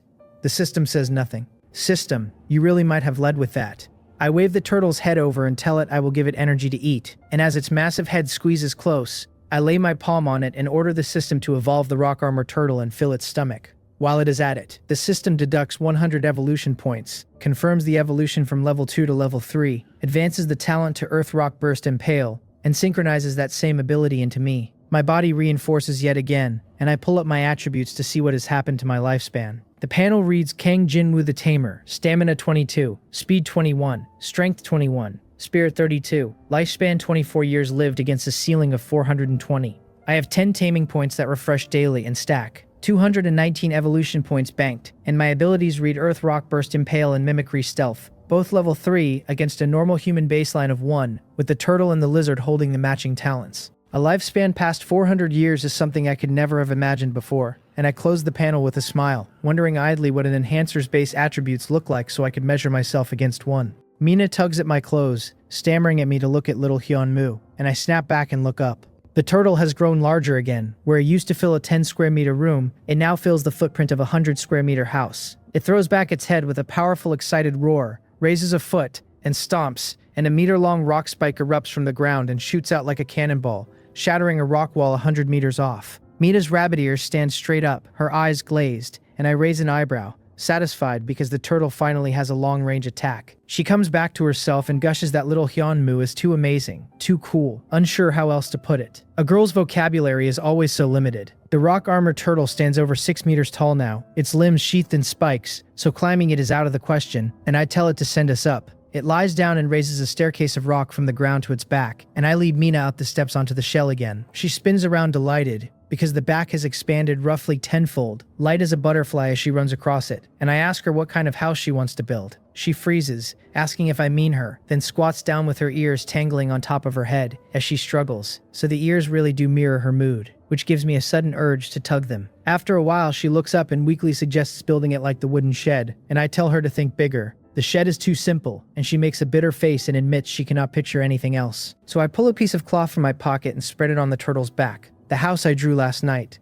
She leans close, liking the black sketch more the longer she looks, then snaps her head up and asks, thrilled, whether our future home can really look like this. Of course, I tell her. It is a simple thing. 2 bedrooms, a living room, a bathroom, and a small courtyard. She loves it. Then her ears droop as she points out that it must need a mountain of stone. And I ask her whose back we are standing on right now. I stomp the shell and send the turtle the thought that we need rectangular stones up here, and it answers with a satisfied hiss and starts manipulating rock from the surrounding hills, raising and ferrying brick-sized blocks up onto its back in a haphazard pile. Mina's eyes gleam at the sight of it. Next, I tell her we lay the bricks out according to the blueprint, and I roll up my sleeves and draw the lines on the shell with charcoal, since the turtle cannot read a plan and would find the building hard on its own. Mina shouts that she will handle it, and I send the turtle a thought of praise. Grateful it can move stone, because without that this would be a real chore. The turtle's own armor spikes could build a house, but the armor is limited and meant for defense, so spending it on walls would be backward. Far better to gather loose stone and bind it with my ability, which fuses armor to stone and fixes everything firmly to the shell with no cement and no rebar. The weight nothing to a beast this size. Building the ordinary way means a foundation, rebar, concrete, all of it, but the turtle saves me 90% of that, the shell serving as the foundation. All that is left is to stack the bricks into walls. Mina hugs a brick onto a charcoal line and marvels that the stones merge into one with no gaps at all. I warn her not to stack that wall to full height, since we need a window, and when I come over she has already raised one section to her own height, so I use the ability to pull a few bricks and open a square window. She frets that thieves will climb in, the way they did at the camp where no house had windows, and I bend a finger and flick her forehead and tell her ordinary thieves cannot climb up here. She touches her forehead, realizing only now that she lives on the tall and mighty little Hyunmoo's back and has nothing to fear from thieves. She catches on eventually. Bless her. I finish the window and move to the door, handling the interior layout myself rather than trust her with blueprints she would not follow. The 2 bedrooms face each other at about 10 square meters apiece. The main hall runs 30, and the bathroom sits in the corner of the yard with its waste channel piped to the ground, so the smell never reaches the rooms. The yard wall is a token half-meter high, the gate on the side of the shell, and I rid the turtle a secret signal so a few set motions will summon the stone stairs. When I finally look up, the clouds have gone orange-red, the house standing roofless beneath an oddly satisfying sense of accomplishment. Mina cheers that it is finally halfway done and clenches her little fists, urging us to push harder and finish today, but I shake my head and tell her the roof needs wooden supports before we can stack bricks across it. She rushes to climb down and go find wood, and I grab her collar and tell her there is no need, we have ready-made wood, and when she tilts her head I remind her the camp's people have all left by now. It is nearly dark, she reasons aloud, so they would have gone early, and her eyes go wide as she realizes we can strip the wood from the abandoned camp. I give the turtle the order to return to the camp, and it sets off at a slow, heavy walk. Mina stands still a moment and exclaims that little Hyunmoo is moving and she feels no shaking at all, and I tell her the turtle is controlling the vibration, because a body that large turns even a faint tremor into a cascade of motion, unless it holds itself in check. She understands at once. The turtle is not fast, but each of its steps covers several of a person's, so it outpaces us anyway. And 10 minutes later we reach the edge of the camp. The camp sits empty now, confirmed by Little Try's scouting. No firelight anywhere, and Mina goes a little sad looking out at it. I ask how far the Wolho tribe is, and she says she heard the hunting team put it at 5 or 6 days on foot, then tells me it is supposed to hold about 10,000 people. A number so large to her she cannot quite believe it, wondering aloud how much food and water it takes to feed 10,000. A big tribe, I say, patting her shoulder. And as for whether it is real, we will go to the Wolho tribe later and see for ourselves. Her face lights up as she asks whether we really are going, and when I tilt my head and ask if she wants to, she meets my eyes, gets an encouraging look back, bites her lip, and shouts that she wants to go, that she wants to see if her sister is there. Then the Wolho tribe is our next target after this. I tell her with a grin and a thumbs up, and for some reason her heart starts pounding, her hands pressing to her chest, her cheeks flushing. I tug a rabbit ear and tell her to stop spacing out and clear the wood, and she bristles and stomps and yells at me not to pull her ears, every soft little feeling yanked clean out of her by the tug. One ahead, one behind. We chase and tumble our way down to the ground. I ask which house she wants to tear down, and she hesitates, then points to a few of them, saying their children used to snatch her little lizard. Fair enough. We only need the large pieces of wood, I tell her. Just move them next to little Hyunmoo and the turtle will carry them up, and she sets to dismantling with great interest. At my current strength, the house comes apart easily, and I pull out the big timbers 5 or 6 at a time, since the roof needs little wood but the fire needs plenty of firewood. And before long, one corner of the new yard is stacked high. Enough wood is up, and only the roof structure is left. The walls already have grooves cut for it, so with my strength the wooden frame goes up in about 10 minutes. Mina climbs onto the roof and volunteers to lay the bricks if I hand them up, and I pass them while reminding her to stand steady, and she sets them cheerfully, already imagining how the new house will feel. By the time half the bricks are down, night has fallen, and we light a bonfire in the camp yard and keep working until, an hour later, the roof is complete, the turtle fusing every brick into one watertight piece so it will not leak in the rain. Mina jumps down from the rooftop, fists clenched in delight, finally able to face the new house calmly after a whole day of excitement,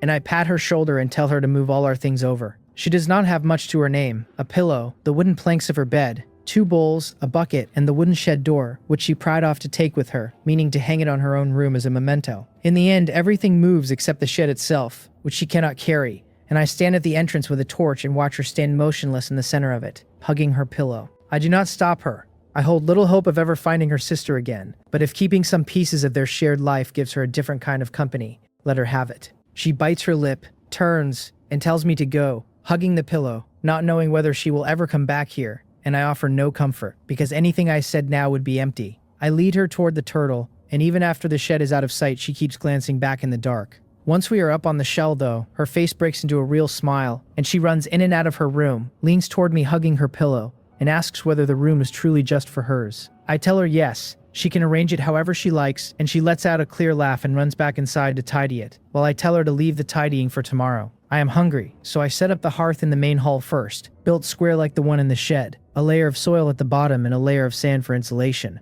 with a smoke pipe run up through the roof. I clap the dust off my hands and joke to myself that Earthrock Burst and Pail found a new use today, then rig a simple hanging rack, hang the steel pot, pour water to stew the broth, and set roasted meat going alongside. Mina's nose twitches as her head peeks out of the room, and she stares at the hearth that appeared while she was not looking, the meat and stew simmering over the flames. I ask why she is standing there, and whether she is not hungry, turning the roasting meat, since without seasonings we eat everything in its plain flavor. Of course she is hungry, she says, and she sits by the hearth and opens her mouth to remind me to save meat, then sees my dirt-streaked face and changes course to ask whether it is ready yet. The soup needs longer to taste of meat, I tell her, surprised, because I had an excuse ready for the lecture I expected. Instead, she shyly asks how we make it look tomorrow, as though the whole camp only just left, and I turn the meat and ask her, if she were a scout arriving here, how she would judge when everyone went. Some things I will not simply hand her the answer to, since we will be living together and I mean to teach her wilderness survival bit by bit.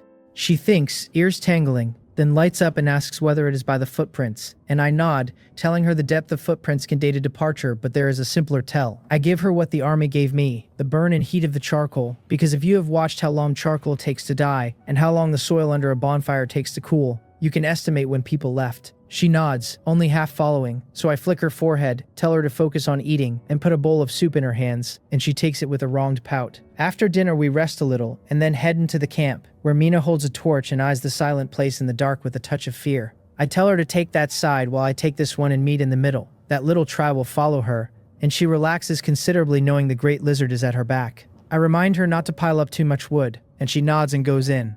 I had thought she would be braver, but her nerve is not much different from any ordinary girl's. I move through some of the houses piling firewood into the fire pits, getting them ready so I can light them early tomorrow morning before the bandit scouts arrive to investigate. Whether I can lure Bloodbeard into a chase, tomorrow will tell. One house has clearly not been lived in for a long time, cobwebs everywhere, and I stop on the threshold, about to back out when a spider lowers itself on a thread in front of me. My 10 taming points for the day are still unspent, so why not tame a spider? I reach for it. The system asks whether I wish to tame it. I tell it to tame, and it detects a level 0 life form, a redback spider. Taming in progress, then consumes 10 evolution points and confirms success. The spider, no bigger than my pinky a moment ago, has swollen to the size of my palm, black all over with red-tipped claws and, most striking of all, a red mask pattern across its back. The system offers me its talent, Spider Silk Perception, and I tell it to inherit my third set of new abilities, and after a brief warmth in my fingertips and palms, that is all I feel. My body must already be strong enough that fusing low-level beast abilities barely registers, and the panel confirms it, the enhanced attributes ticking up only a few tenths. To test the guess, I order the system to evolve the red ghost spider to level 3, and it deducts 110 evolution points, confirms the evolution, advances the talent to Spider Silk Control, and synchronizes that into me, the warm current, familiar but faint. The updated panel puts me at Stamina 24, Speed 23.5, Strength 24.2, Spirit 35, Lifespan 24 years against 450, with 109 evolution points left, and my abilities now reading Earth Rock Burst Impale, Mimicry Stealth, and Spider Silk Control, all level 3. The 3 tamed beasts carry the matching talents. The enhancement really is much weaker. Low-level and same-level beasts give limited gains, and for each tier only the first enhancement lands hard, so I smile wryly at myself for being greedy enough to expect everyone to feel like the first. I turn to the red ghost spider clinging to my arm, a meter across now and frankly a little frightening, and ask whether it can get down. It shoots silk to the ceiling and climbs up easily, and I follow suit, extending my index finger and firing a transparent strand at the firewood in the corner, where it sticks instantly. I can sense the weight and even the shape of whatever the silk touches, and the thread is tougher than ordinary rope, sticky from countless tiny filaments, and transparent enough to make excellent traps and ambushes. I send the spider a thought, calling it Little Red and telling it to go set silk around the outer edge of the camp, a bit further out, and come tell me if anyone trips it. I add, firmly, that it must not capture anyone, only report because a snared scout would be awkward, and it makes a sound like rubbing leather to show it understands and swings off the roof on a line. Spider-Man, I think, eyeing the torch in my hand, and decide against imitating a certain talkative movie spider. I leave the house and keep stacking firewood, and Mina's anxious voice reaches me from a nearby room, calling my name, so I step out and tell her I am here. A few more rooms and we are done, she says, her worry easing the moment she sees me, her ears bending in a way that tells me she is nervous. In about 10 minutes, we have laid the firewood in every house, and we walk side by side through the dark, neither speaking, close enough to hear each other breathe. Beyond the faint torchlight, everything is pitch black, not a single star in the sky, and when I hear her sharp little intake of breath, I tell her it is getting cold, and take her hand, trotting toward the turtle, and she lets herself be pulled along, a smile slipping onto her lips as she squeezes tight. Before dawn, voices carry through the dark some distance off. 3 of Bloodbeard's scouts hurry along cursing, swearing that the 4 men who went missing had better have died in the mouths of fierce beasts, because if they did not, Bloodbeard will make even dying hard for them. One of them wonders whether the 4 were killed by the people from that small camp, and another scoffs that no one would dare offend Bloodbeard and still want to live. Traveling at dawn is normal work for them, since fierce beasts are 9 times in 10 a night problem, and though they have ways to skirt most beasts, an unlucky encounter they cannot avoid means waiting for death. Bloodbeard keeps no useless people. Those without abilities become slaves, abused and toyed with until the suffering runs worse than dying. One asks why Bloodbeard would bother cooperating with that small camp instead of just killing them and seizing their goods. And the answer is the pack of moonwolves they ran into last time, the one that killed so many men, leaving Bloodbeard short-handed and eager to replenish his numbers. The lead scout tells them to keep their voices down, and they press on, stopping now and then to lie behind rocks while a fierce beast passes. When orange-red bleeds across the horizon, the 3 crest a hill to look at the fist-sized camp in the distance, and the lead scout arranges for them to slip in from 3 directions and regroup. The closer they get, the worse their faces look, because the camp is silent and empty, and each of the 3 is tripped flat going in, scrambling up to find nothing. When they regroup and compare notes, every account matches, doors left open, the important things gone, signs of a hurried flight, and charcoal not finished burning, which means the people left before dawn. They look at one another, grim, as the angry shout comes that the camp actually ran. The lead scout sends one man to follow the tracks and leave markers while the other returns with him to report, and they agree Bloodbeard will surely chase himself, since a fresh flight this morning means the camp is as good as dead, where leaving yesterday might have earned them only a hunting party.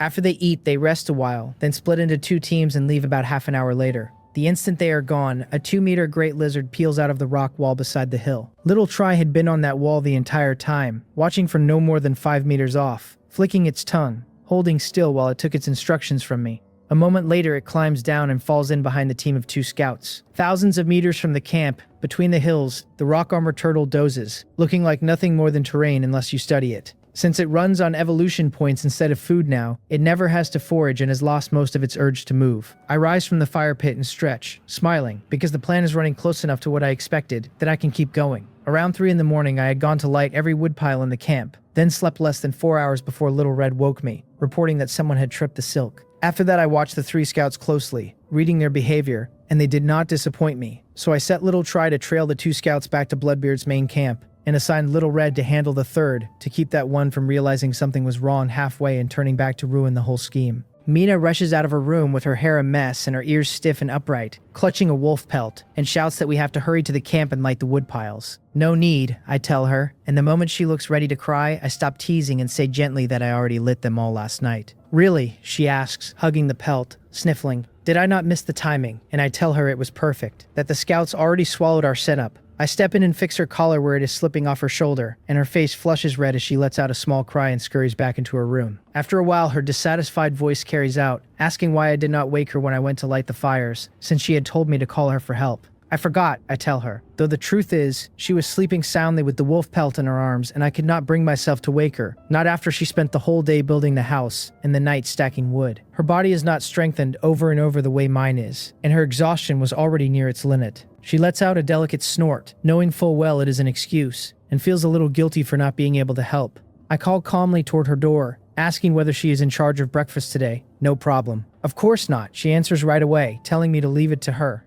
and I tell her it is hers, then turn around with the corners of my mouth curving up. The girl is so easy to read. Mina sets out breakfast and comes to call me in, finding me carving a piece of wood with my military knife, 2 finished boards beside me. She asks what I am making, and I set it down, shake off the sawdust, and tell her it is a drawing board. Then after breakfast, we are going to the camp for a bit. I had already woken the napping turtle and sent it walking toward the camp. She blinks, confused, asking why since everything was already moved back, and whether we should not be tracking the scouts. Instead, I ask whether she does not want to leave something for her sister, and sit by the fire pit asking what she would do if her sister ever came back to the camp looking for her. She has too little life experience, so I have to guide her. That seems right, she admits, because she only ever thought about going to find her sister, never about what happens if the sister returns. Think carefully about leaving messages only your sister would understand, I tell her, glad she is finally catching on. She hands me a bowl, saying helplessly that we are low on water, and I take it and tell her there is always a way. I hope so, she says, rolling her eyes in a way that is honestly cute, and sits down to eat distractedly.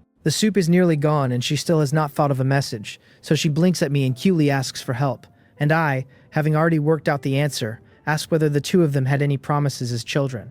Just that her sister told her to wait, she says, a flicker of sadness crossing her eyes, because with Bloodbeard's attack that promise can no longer be kept. A secret code, then, I suggest, or some secret only the 2 of them knew, and her eyes light up as she asks whether a knock code counts. I am genuinely curious what a girl like her used as a child, and she says her code was long-eared rabbit and her sister's was short-eared cat. She was small back then and could only stay home while her sister went out to catch lizards, afraid for her, so the sister set a code, and the door only opened on a matching knock. Then draw the code's image, I tell her, and everything else you want to leave, and I put my bowl down and cut 2 pieces of white cloth. The girl cannot read after all, and though what people speak here is plainly Chinese, I have never seen any of this world's writing in my 8 or 9 days to know if it matches. She frets that the cloth is too wasteful, and I tell her the message for her sister matters more. Nail the cloth to a board, and ready myself to draw with the sketching the Special Forces taught me. I hand her a board for whatever she wants to express, and when she asks how, I suggest she draw it on the ground first, and then copy it. She squats down, lost, so I prompt her. A long-eared rabbit for her sister. She gets it at once, and starts drawing on the shell, while I sit above the turtle's head and compose my picture from what I remember of the camp's layout.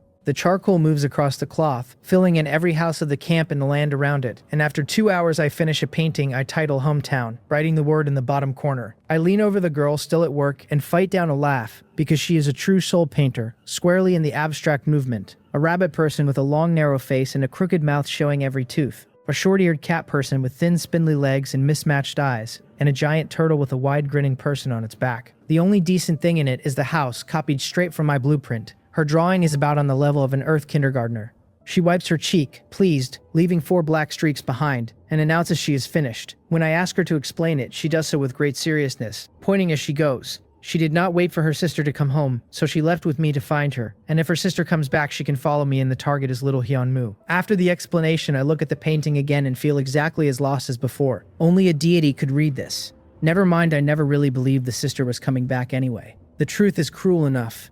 In 4 years, if the sister could have returned, she already would have. I am doing this only to give the girl something to hope for. Right, she says happily, holding the painting up. My sister will definitely understand. I tell her to take it down, put it in the wooden box, and we will bury it in the camp house later, and she runs off cheerfully to fetch the box, while I find myself half tempted to keep the drawing, since it is plainly a piece of embarrassing personal history. Inside the old shed at the camp, Mina holds the box and worries that someone will dig it up if we bury it here, and I glance around the dilapidated place and tell her no, there are too many houses for anyone to bother with this one, and the only person who would search it carefully is her sister. From what the special forces taught me, when people hunt for missing loved ones, they comb their homes for any trace of a life, hoping for the smallest clue, which reversed, also makes such a place the perfect spot to set a trap for an enemy. I suppose so, she says, hesitant, and I stop my foot, raising an earth spike that shatters to open a hole, and she sets the box inside. I tell her I will make sure her sister finds the drawings, and a strand of spider silk shoots from my finger to wrap the box, the other end tied to a stone, and then I tell her to fill the hole, which she obediently does. I carve the stone with my combat knife into a rabbit-eared girl, and when Mina asks what I am doing, I tell her it is a lure to draw her sister to the box. I set it in the center of the shed, pattern facing up, and she asks, bewildered, whether her sister will really find the drawings this way. She will definitely find the box, I tell her, because if the sister returns and spots a stone that looks like her little sister carved it, she will surely pick it up, and tied to the resilient spider silk it will lead her straight to the buried box. Do not blame me for having so many tricks. It is simply a professional habit, and if this were an enemy base, what sat buried under that stone would be a bomb.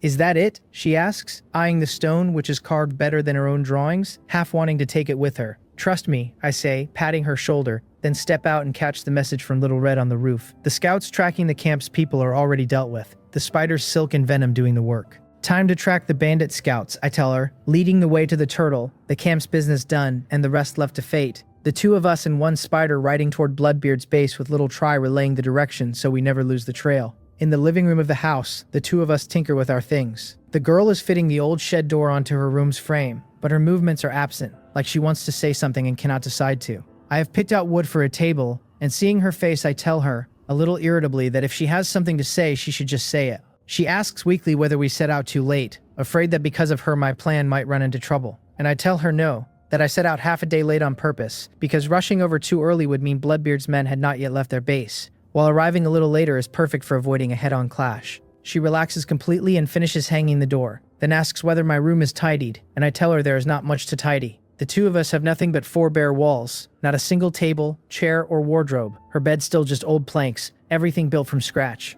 Then what should I do? She asks.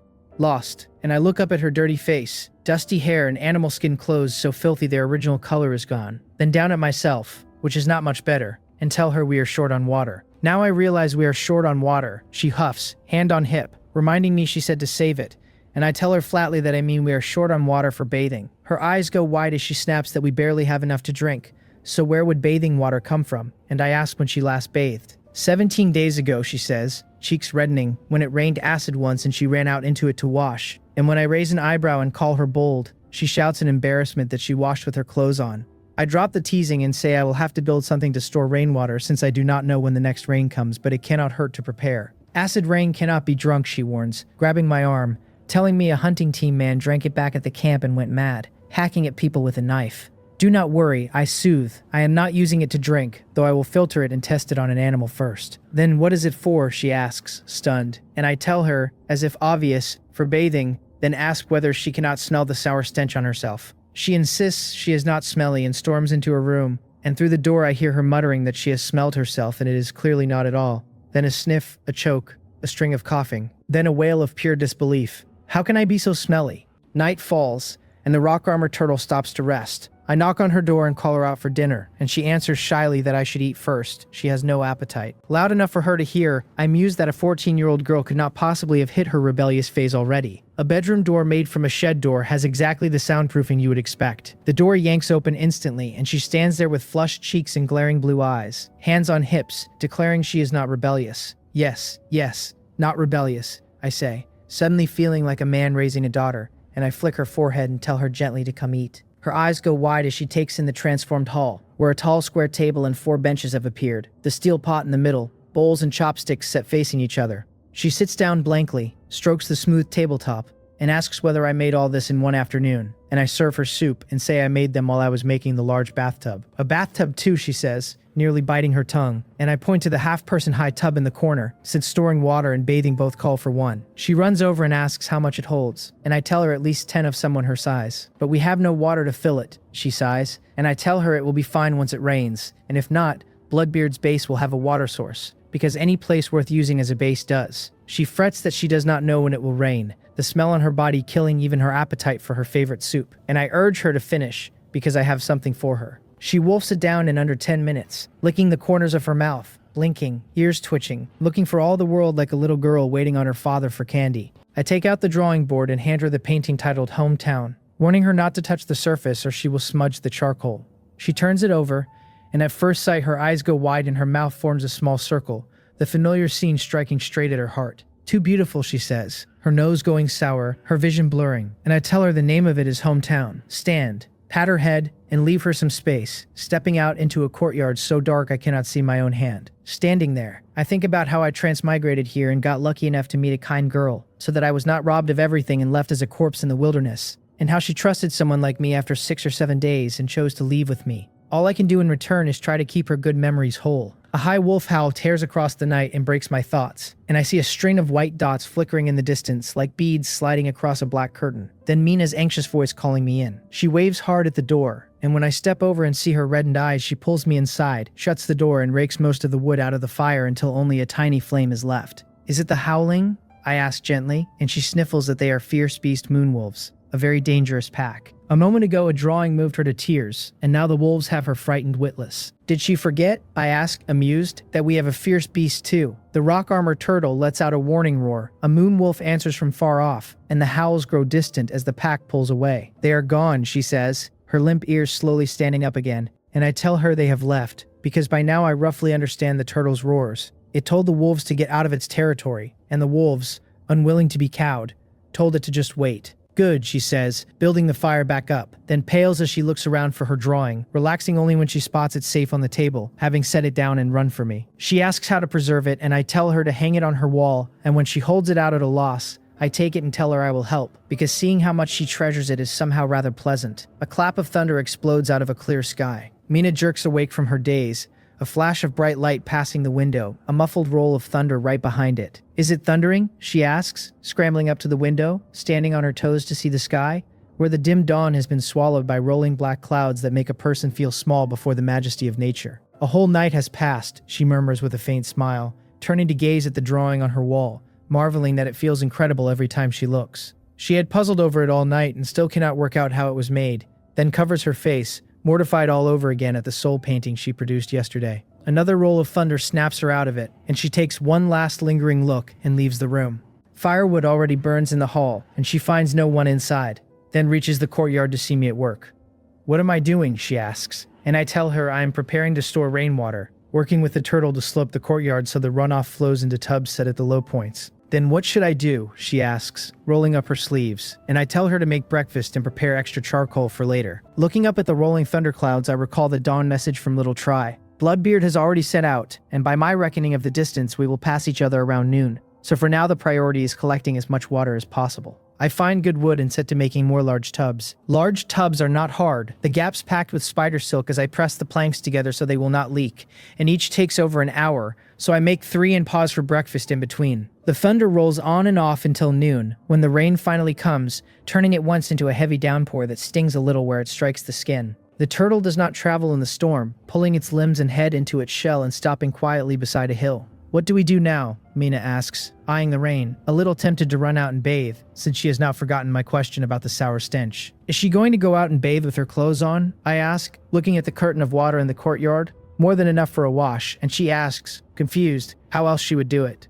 Go to the bathroom, I tell her. I will take the roof off, since there is no way she gets clean with those filthy clothes on, and her cheeks flush under my gaze as she agrees. I split the bathroom roof to both sides with my ability, meaning to put it back when the rain stops, and tell her to go and not wash too long, and she goes in red-faced, I did not expect even bathing to be this hard, I think. Scratching my wet hair, then look around, strip off my shirt, and step into the rain myself. 10 minutes later, I am back in the hall in my rain-washed clothes, dripping, building the fire and starting the soup, scratching my head at how much trouble it is to have no change of clothes. Then I remember the 5 rolls of cloth and cut a 3-meter length, folded in half, and cut a head hole along the center line. No needle and thread, but spider silk should do. So after folding, I leave 2 openings at the shoulders for the arms, and run my fingers down the 2 sides, the silk piercing the fabric and sewing them shut into a sleeveless crewneck robe. Mina comes in shivering and drawing sharp breaths, having bathed over half an hour this time, and stares at the strange robe in my hands. Come change quickly, I tell her, holding it out for her to take into her room, and when she asks how to wear it, I tell her to put her head through the middle and her arms through the sides, and push her in. Catching a cold now would be dangerous, since in this wasteland there is no medicine of any kind, Western or otherwise, and a person has only their own immune system to survive on.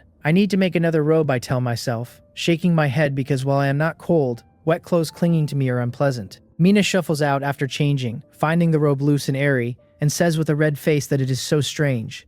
It is quite pretty, I say, and then I am genuinely stunned, because the once filthy girl, washed clean, has fair skin, a delicate heart-shaped face, and large blue eyes, with waist-length aqua blue hair and blue rabbit ears, that make her look as gentle and moving as water. I had not expected a single bath to transform her so completely, so striking at such a young age. Sit and have some hot soup to warm up, I tell her, not wanting her to catch cold, which would be the worst kind of trouble, and she flushes and ladles out 2 bowls, telling me to drink too, and I wave her off and tell her to drink first, that I am almost done with this garment. Find a place to shelter from the rain, Bloodbeard orders, wiping the cold water from his face, telling his men coldly that no one drinks the rainwater, that anyone who catches the madness should not blame his blade. The thieves around him answer with a respectful shout. Bloodbeard lives up to his name, his chin and cheeks buried under a long blood-red beard that hides his neck, even his hair blood-red, standing 1 9/10 meters tall, the size of 2 ordinary men combined. For all his bulk, his mind is meticulous, but his temper is foul, and anyone who rouses his anger he brutalizes to death himself. He orders the scouts out and tells the men to watch for fierce beasts, and they find a concave rock wall on the ridge that shields them from the downpour, the more than 200 of them squeezing under it to wait out the storm. Night Jackal pats his chest and offers to take some men and wipe out the small camp himself, sparing the boss the trouble, the confidence of one of the 4 main leaders, and a jackal mutant. Some things are not as simple as they seem, Bloodbeard says, stroking his beard, his eyes full of calculation, because of course a small camp needs no personal attention. He trusts almost no one among his men, and not one of the 4 main leaders, especially wary of letting any of them lead a team out alone, afraid they will defect the way it happened once before, when over 400 were lured from a group nearly 1,000 strong. So since then, he personally leads any operation of more than 200. Could there be someone powerful in that camp? Night Jackal wonders, licking his lips at the thought of a good slaughter, and Bloodbeard says indifferently that the leader has some skill. Leave the little leader to me, Night Jackal shouts, and Bloodbeard waves him off to play with the man if he likes, because what he wants are the strong ones to absorb and replenish his numbers. That is how the whole group grew, and loyalty he never cared about, since as long as he controls the water and food his men cannot afford to disobey. A bandit cries out in panic that there is a fierce beast, and Bloodbeard strides over, grabs the man and demands where. On the rock wall, the bandit points, and Bloodbeard turns to see a spider with a red ghost face hanging 10 meters up. What is the panic? It is just a spider, Night Jackal sneers, picking up a stone to knock it down, when Bloodbeard suddenly seizes his wrist. He narrows his eyes at the red ghost spider a moment, then shakes his head and says coldly that the spider is strange, and not to provoke it, because in the wild it is best not to disturb certain beasts when you do not have to, lest you stir up a whole nest. Strange, Night Jackal echoes, looking up to find the spider already gone, and he cannot help a shiver as he mutters that it really is. On the other side of the ridge, the message from Little Red reaches me and I freeze for a few seconds before it registers. Bloodbeard's people are on the far side of the very ridge I am sitting on. Could it be this much of a coincidence, I say, surprised, because I had calculated we would miss them by noon and never expected the 2 of us to end up this close. What is a coincidence? Mina asks, looking up, and I point and tell her Bloodbeard's group is on the other side of the ridge. Will they find us? She asks, brows knitting, and I shake my head unconcerned, because in this rain they have no reason to wander around this way. Are you really going to take things from the Bloodbeard group? She asks, pursing her lips, worried for me, and weakly advises that it is too dangerous, that maybe I should not go. Do not worry, I tell her. I can turn invisible, and my figure slowly fades away. Her eyes go wide, and she jumps up and reaches toward where I vanished, only for her small hand to be caught in mine, and I ask softly whether she is reassured now. Then can you take me with you, she asks, blinking, and I flick her forehead and tell her no. She stays home because I can protect myself alone but fear an accident if I bring a girl along. I can help carry things, she says, flexing her arm to show how strong she is, and I reach out and squeeze it, finding it soft and squishy, and tell her I have little try for that. She yelps and pulls on my arm and acts spoiled, and I stay unmoved, telling her that if she comes there will be no one to guard the house, no one to back me up, and that some powerful bandits might even climb up here. She counters quickly that little Hyunmu is here, and I tap her nose and tell her gently that I will rest easier if she is guarding the home. Because if the turtle cannot stop the bandits, it will seal the house with its rock armor and keep outsiders from getting in. Fine, she pouts. I will guard the house, vaguely understanding she should not keep pestering me, or she will become annoying. You will not be idle, I tell her, finding her work so she does not overthink. She needs to sew some clothes. But how, she asks, ears bunching, since she has never sewn before, her clothes all made by her sister back when she was 10. First measure your body, I tell her, then mark the dimensions on the fabric, and I pull over the drying camouflage suit and start explaining, telling her to draw it wider so we can make a dress too. That would be such a waste, she pouts, and I turn the suit over to show her that you sew clothes inside out so the stitching ends up hidden. You also need to sew some underwear, I tell her. Do not ask why. They are essential, and she goes speechless. I will do the drawing, I tell her, and she follows the patterns and sews the matching parts together, since in truth I only half understand it myself. Though with real clothes to copy I can grasp the gist. Sewing needs a needle, so with rain and time on my hands I decide to grind a bone needle. And for thread, spider silk will serve perfectly. The storm lasts more than an hour before it stops. By the time the rock armor turtle reaches the vicinity of Bloodbeard's base, it is already evening, and dinner passes in silence. I pull on my dried camouflage uniform, hang the military knife at my waist, and sling the waterproof bag over my back. Mina watches me with that worried little face, so I tell her that no matter who comes once I am gone, she is not to open the door. She asks weakly what she should do if I send the tricolor lizard back with supplies, the memory of the camp flickering behind her eyes. After a moment, I tap out the signal on the tabletop, one long knock and two short, and tell her that is the secret code, and she nods her head hard, repeating it so she will not forget. I warn her I will be back late and tug gently at her rabbit ears, telling her to sleep if she gets tired. She goes red and says, in a voice shrinking smaller and smaller, that she will wait up before she dares to sleep. What she is really afraid of is some thief spotting little Hyunmu and climbing up to rob us, but I only catch the first half, which is just as well. She calls out for me to be careful, and I wave a hand, tell her to wait for the goods, and drop down from the rock armor turtle to the ground. The faint points of light in the distance are Bloodbeard's headquarters, and the sky will be full dark by the time I arrive. Little red scouts ahead, sweeping the path for patrolling thieves. The march is dull and tedious, nothing but desolate rock and sand, the rain leaving the ground muddy and sticky underfoot. By the time the sky goes black, I reach the outskirts of Bloodbeard's base, where thieves drift past with torches every so often. Then a pebble comes flying out of the dark and lands near my feet. My intuition flags no danger, so I do not bother to dodge, just stare at the patch of darkness it came from. A figure in a black hooded cloak walks over and apologizes in a cold female voice, saying she only meant to warn me. I ask her who she is and what she wants, lifting my eyes just enough to flick an unseen glance at Little Red behind her. The truth is, the moment she threw that stone, my red ghost spider had her locked, and one wrong move and she would already be a cocoon. She asks whether I am a bounty hunter, whether I took the Wolho tribe's mission to, and I tell her flatly that I do not feel like answering, then turn for the base. She says quickly that we can cooperate, and I refuse cold, saying I do not work with people who hide their faces. She steps forward and says she has a map of the bandit group's terrain, which stops me, so I ask why she wants me at all. Because you are strong, she says, like it is obvious. I point out she does not even know me, that I could be one of the thieves' own men. She insists I am no thief, sounding smug, because thieves do not dress as clean as I do, so she is sizing up my strength by my clothes. I tell her flatly that it rained today. She comes back airily that anyone who dares move alone through the wilderness on a rainy day is strong too. Flawed logic, with a grain of truth in it. She seems sure of herself, promising that even with Bloodbeard gone, getting inside is hard, but if I cooperate, I will walk away with Bloodbeard's crystal fish. I ask what a crystal fish is, and she sounds astonished, asking how a hunter who took the Wolho tribe's mission could not know, asking whether I was not heading for Bloodbeard's treasure vault. I tell her that is just what she assumed, and shrug. So Bloodbeard has a treasure vault, and I am not the only one circling it. 2 pieces of intelligence for free. She mutters that I am a cunning person, which I take as a compliment since she has probed this long and gotten nothing. I tell her if she wants to talk, she should show some sincerity, and glance at her hood. She says low that I will be frightened if I see her face, and I tell her I will only know that after I have seen it. Instead of lifting the hood, she gives me the layout, that the base is a half-moon valley formed by 3 hills in a crescent, the middle one the tallest at 150 meters. When I ask why she is telling me this, she says a little daytime scouting would turn it up anyway, so consider it her apology for the stone, then turns and walks off into the dark. Is the face under that hood really so terrible? I doubt she was being kind-hearted. More likely she plans to tail me in or slip through after I cause a commotion.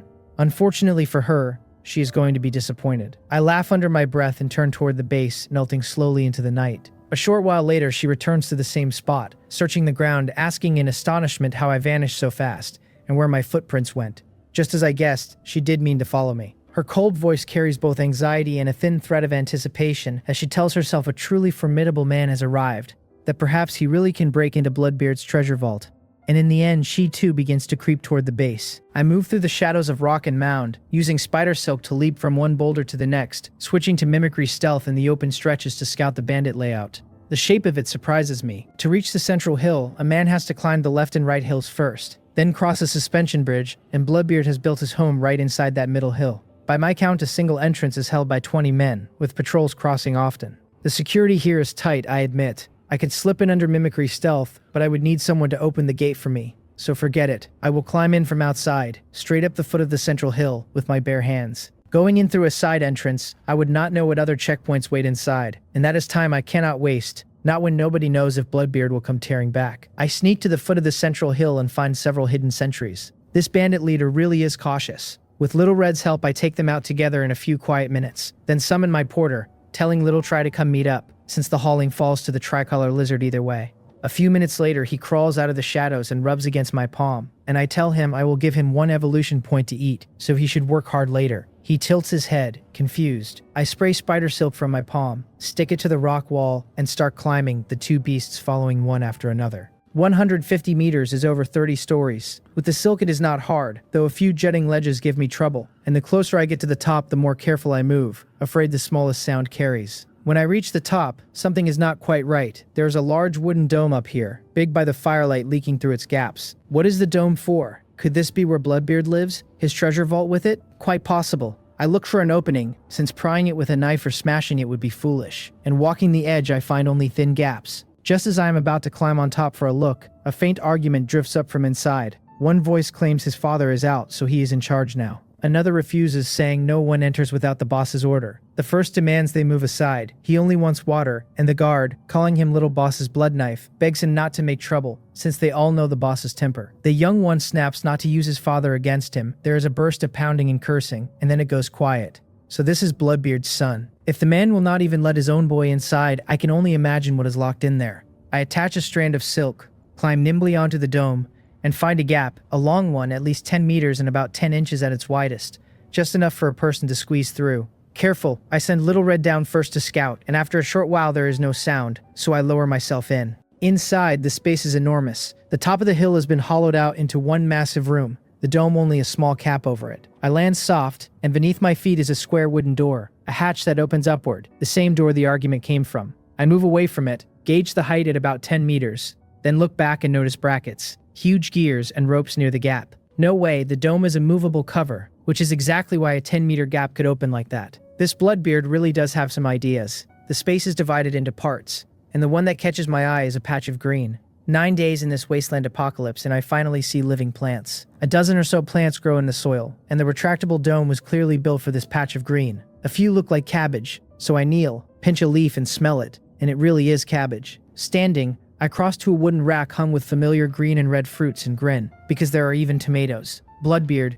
you really are my lucky bag. There is even a starshine tea tree in the corner. A few others I do not recognize, and some are already half withered. Bloodbeard is strange, leaving the dying plants alone instead of eating them. Unless they are so precious he would never touch them. I ask the system in my mind whether evolution points can tame plants, and the answer comes back that plants can be domesticated. In that case, I will just dig them all up, since I have the whole night to move them. First, the beast crystals. If the tricolor lizard and red ghost spider evolve once more, hauling goes much faster. I find a room with a closed door, push it open, and a large bed tells me at once it is Bloodbeard's bedroom. The nightstand drawer holds a bulging cloth bag stuffed with beast crystals. The man really is confident, leaving treasure just lying around, though who would expect someone to climb in from outside the hill? I reach into the bag and tell the system, generously, to absorb it all. It answers that energy conversion succeeded, obtained evolution points 3,866. A sudden windfall, and over 3,800 at once means my whole scheme has already paid off. I search again and turn up a box of plant seeds and some gemstones. The seeds sorted into 7 or 8 little cloth bags, and I tuck the box into my pack since important things ride on me. The gems I will take back for Mina to play with, so I pocket them and check the wardrobe.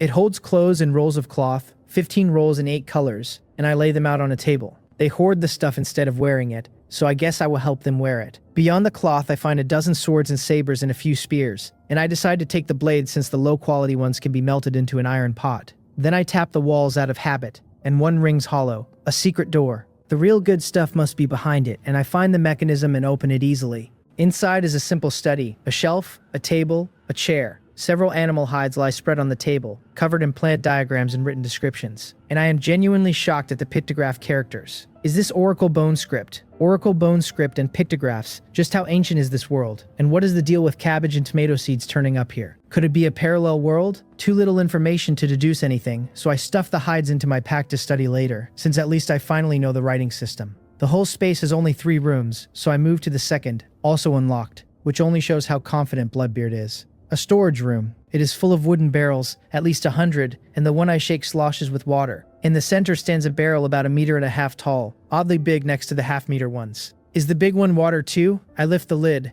find stones weighing it down, clear them, and pry only a thin crack instead of opening it wide. Water gushes out, and a crystal-clear shape darts free. I react fast, spider silk shooting from all 5 fingers to bind it, and the thing struggles, water flying. Could this be the crystal fish that mysterious woman mentioned? Looking closer, it is a crystal-clear arowana, shaped like the arowanas of Earth, transparent right down to its dark glassy bones. A beautiful fish, and I wonder how it tastes. Then the fish, sensing danger, thrashes harder, and water condenses across its body until a football-sized sphere wraps it whole, and the sphere does not even fall. My eyes go wide. So the water this fish produces is the water source for Bloodbeard's entire bandit group. I shake the silk and the sphere only deforms, shedding a few drops without breaking, and now it makes sense that the Wolho tribe, 10,000 strong, would post a reward to steal it. In a wasteland where water is this scarce, the crystal fish is a genuine treasure, a fish that keeps people alive. I find a small barrel, stuff the fish inside and tuck it under my arm. I push open the third door and find it packed with enough jerky to feed 1,000 men for a month.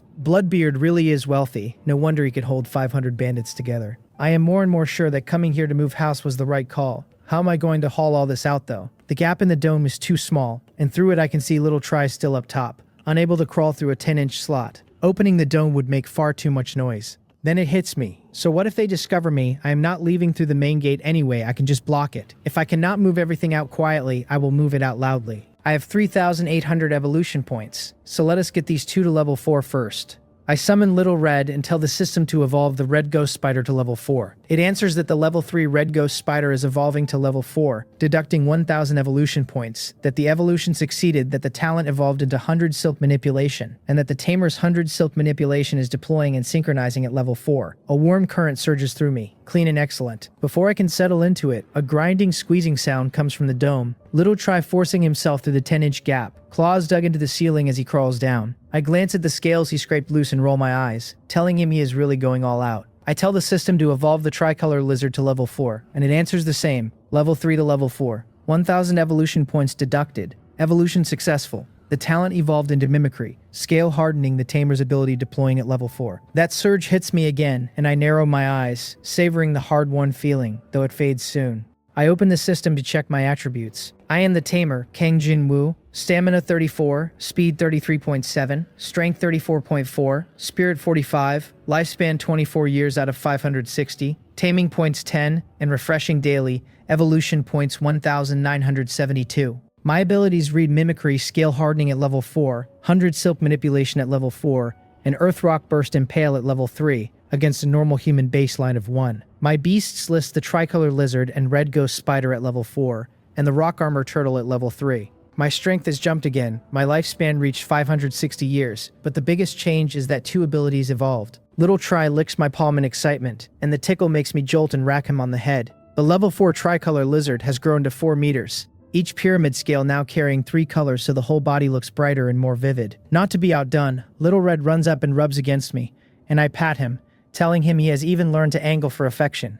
The level 4 red ghost spider has grown to 2 meters, its ghost face pattern fiercer than ever, its 8 legs gone pure red and sharp as spears, 1 stab likely enough to kill. I send the 2 off to get familiar with their abilities, then test mine and find evolution does not strip the old traits, it strengthens them and grows new ones on top. The lizard's mimicry, scale hardening still holds invisibility, and once the invisibility drops it can harden its scales instantly to attack, while the spider now manipulates 100 strands at once. Very good, that should be handy for packing and crating. I call up mimicry, scale hardening, and my whole arm clads itself in 3-colored patterns, like an electronic circuit diagram. This pattern really is cool. I set down the barrel with the crystal fish and tap my arms together, and they ring like stone and metal colliding. So this is skin hardening, my defense already somewhere between rock and steel. My fingers feel a touch stiff, but it does not stop me digging soil, so I dig up the plants, transplant them into wooden buckets, and seal the lids with spider silk, controlling several strands at once. I call little Try over and tie the buckets one by one onto both sides of his back. It looks like I can add another row, 4 barrels aside making 8, with a third stacked on top to build a pyramid. He shifts and hisses, so I tell him to hold still, it will be done soon. Then add the third row, 12 barrels in all. He gives me a long flat look. I am very pleased with my masterpiece, and aside from the tomatoes, everything is boxed up. The tomato vines are too brittle, and transplanting would kill them, but it is not as if they cannot be packed. I send my meaning through spiritual thought to Little Red, telling him to wrap all the tomato vines into one cocoon, and he comes and spits silk, using 100 silk manipulation to bind the vines into a white cocoon in 10 minutes. Good job. Next I need to open the dome to make a path for Little Try, but first I should block the main door. I shift some stones against the ground hatch until it is sealed, and they land soft, just loud enough for the guards outside to hear. One asks whether the other heard a noise. The other says he did. A third says there should not be anyone in there, and a fourth wonders whether someone snuck in to steal. Another scoffs that they have guarded the place the whole time. One sighs that it is a pity they have no key, and the last warns him sharply, since the last man who looked inside out of curiosity was slaughtered by the boss. In the end, they let it go, since they cannot get in anyway, so they will not even try the door. I had expected them to. I find a spear, go to the dome's edge, and pry at the boards with no restraint. The racket is loud enough that no matter how deaf the guards are, they finally realize something is wrong. One swearing that someone has snuck in, another yelling to notify young Master Bloodknife at once, that someone has broken into the boss's cultivation room. I ignore them and pull a 3-meter wide gap loose, then stroke Little Try's head and tell him to hurry this load home and come back for another trip. He takes the 12 barrels and eases out through the gap, slipping into his invisible state, claws gripping the rock as he climbs down. Next I keep packing, bundling dried meat with spider silk, since a man can never have too much food, and water I do not need with the crystal fish in hand. I summon Little Red and tell him to move some dried meat down and hide it in a secluded spot farther off, and he sensibly carries it to the cliff edge and uses 100 silk manipulation to lower it before heading down himself. Bloodbeard's son, Bloodknife, arrives outside the main hatch and snarls at his men, asking what they are standing around for, ordering them to smash the door so he can see who has the guts to rob their group. The guards start hammering. I glance calmly at the trembling pile of stones, because to break a door buried under stones piled a person high, they will have to destroy the door and then clear the stones. The whole process may be 3 hours, and I have even lashed the stones down with spider silk. I am getting hungry, so let us roast some meat. I break apart a few tables for firewood and set the meat over the flames, and the smell of fat drifts out in every direction. Outside, the men hammering freeze when they catch the aroma, their faces going strange. The gall on this thief, not even thinking of leaving after the robbery, just roasting meat in there. Bloodknife roars that they are bastards, that whoever breaks through first gets a barrel of water, his irritable shouting going on, since even he has never roasted meat in the cultivation room ahead of an intruder. Once his tantrum burns out, he arranges things coldly, ordering men to guard the suspension bridge and let no one cross, since to leave the cultivation room the thief would have to cross the bridge linking the side hills. Teams with torches take up both ends of the 2 bridges. The hooded figure has just slipped into the inner valley and is hiding behind a rock. She glances up and sees the torchlights flaring along the suspension bridges, and she guesses it could be that man from before, wondering whether he has been discovered. She watches a long time, and the lack of movement leaves her puzzled, unsure whether he made it into the middle hill or not. With the bandits alerted, their guard will only tighten, making it harder to get in later. She does not have much time left, and she touches her own cheek despondent. The hooded woman catches several white strands swaying at the edge of her vision, and creeps closer, then claps a hand over her mouth, not daring to make a sound. A 2-meter spider is moving several cocoons, a fierce beast she never expected to find lurking here, and more cocoons hang on the hillside, leaving her to wonder whether there are people sealed inside them. Once the red ghost spider has all the cocoons down, it hoists a few onto its back and carries them out of the valley. Trailing the beast would only expose her tracks, so she shakes off the urge to follow. Then her eyes climb to the spider silk fluttering along the hill, and a thought lands that she might use that silk to reach Bloodbeard's treasure vault. She is torn, afraid the beast will catch her halfway, but this may be her only chance, so she grits her teeth and climbs, since she has never feared death, and takes a chance when she sees one. With a running start, she kicks off the rock wall, grabs the swaying silk, and pulls herself up. She climbs level with the suspension bridge, but on the back of the hill she cannot see it, only strained to catch the bandits' talk drifting over, marveling that someone actually intruded and was bold enough to do it, one warning the others not to suggest it was one of their own. So the clean-looking man from before infiltrated the bandits and got discovered all the same. And she feels a little smug, since he refused to cooperate and now he is trapped inside while she uses the beast's silk to walk right into the treasure vault. After more than 10 minutes, she reaches the top and finds a huge gap in front of her, as if someone smashed it open. Her nose twitches at the smell of roasting meat, her throat moving on its own, since she has lain in ambush outside this valley for over 10 days without a decent meal. Could it be Bloodbeard's son, Blood Knife, in there? She pulls a longbow and 3 arrows from her cloak, notches one, draws, and slides sideways toward the gap, ready for a lethal shot, planning to rush in, snatch the target, and run. She peeks inside and sees a familiar figure, that same clean-looking man, roasting meat at his leisure, and the shock pulls a strangled sound out of her before she can stop it. How can it be him?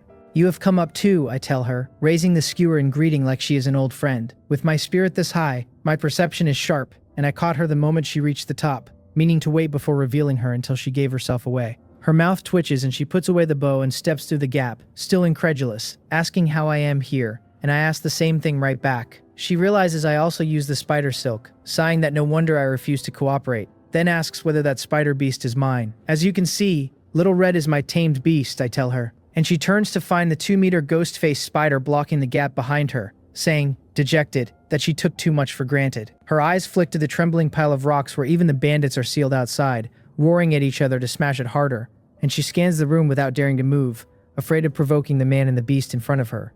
"You are a step too late," I tell her, flipping the meat, "since I have already obtained the crystal fish." "Do not worry, my target is not the crystal fish," she says, following my lead, and now I am curious what she came for, since of everything here the crystal fish is the most precious.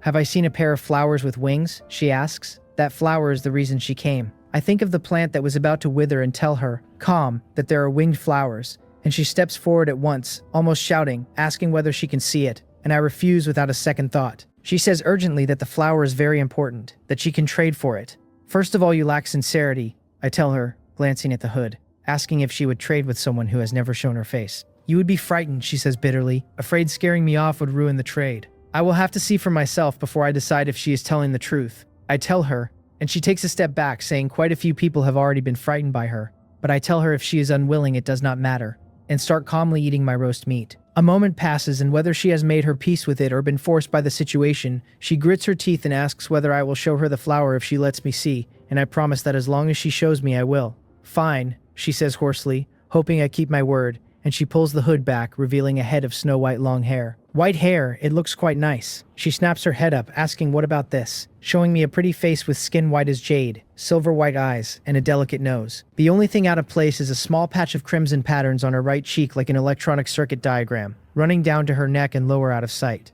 My expression goes blank for a moment, because the figure under the hood is unexpectedly beautiful. "I told you, you would be frightened," she says, her face going deathly pale at my dazed look, the way it goes with everyone who sees the void ghost infection, biting her lower lip, fighting the urge to pull the hood back on. "Your patterns are only slightly less impressive than my tricolored ones," I tell her, snapping out of it, "but they are still quite cool." She tilts her head, her gaze going vacant, clearly not following a word of it, and asks whether I am not afraid of her. "Why should I be afraid of you because of the patterns on your face?" I blink at her, and when she hurries forward insisting they are real, I tell her, staring intently, that I have to say they are quite beautiful, since they even shimmer. "Beautiful," she murmurs, her silver white eyes dazed, because this is the first time anyone has called the void ghost infection beautiful. Her blank gaze sharpens on my black eyes, searching for a lie, and what she finds is a deep, natural look. No deceit, no hidden disgust, until she goes speechless, her chest filling with the feeling of being accepted, wondering whether my strength is so great that I simply do not care what the infection represents.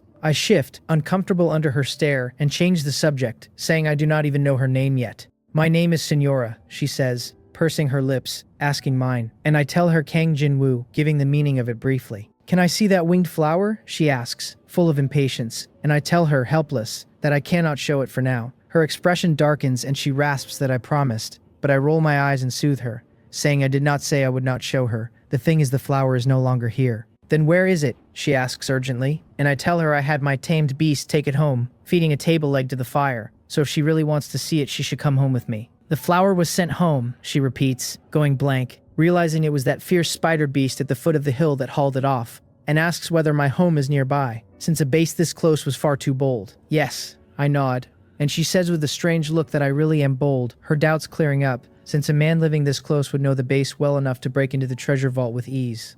"I am indeed quite bold," I tell her, thinking of the 2 times I have raided home since coming to this world, though raided is the wrong word. Moving houses. Bloodbeard is truly unlucky to have met me, she says, scanning the wreckage. Do you want some roast meat? I ask, holding up a skewer, and her mouth twitches at the sight of it before she asks whether I am not planning to leave yet. Once my tamed beast comes back to move things one more time, we can leave, I tell her, checking the tricolor lizard's location, already climbing the hill. Wait for the beast to come back again, she repeats, stunned, pointing at the red ghost spider hard at work on the white cocoons, asking is it not already moving them. That is not Little Red, I tell her, gesturing with my chin behind her. The main hauler is Little Try, since the spider only carries the packed goods to the foot of the hill. Little Red, Little Try. She does not even have time to complain about the names before she turns, finds the colorful tricolor lizard right behind her, and startles back several steps, crying out, when did it appear? There was not a single sound. I beckon Little Try over and tie 15 rolls of cloth onto his back, more than doubling his apparent size, and for some reason she feels an inexplicable pity for the great lizard. A fierce beast put to work as a pack mule. To make it easier for him to get out, I widen the gap in the dome again. When Bloodbeard returns, he will not be so angry he dies, will he? She mutters, watching my crude demolition, saying he will probably faint from rage.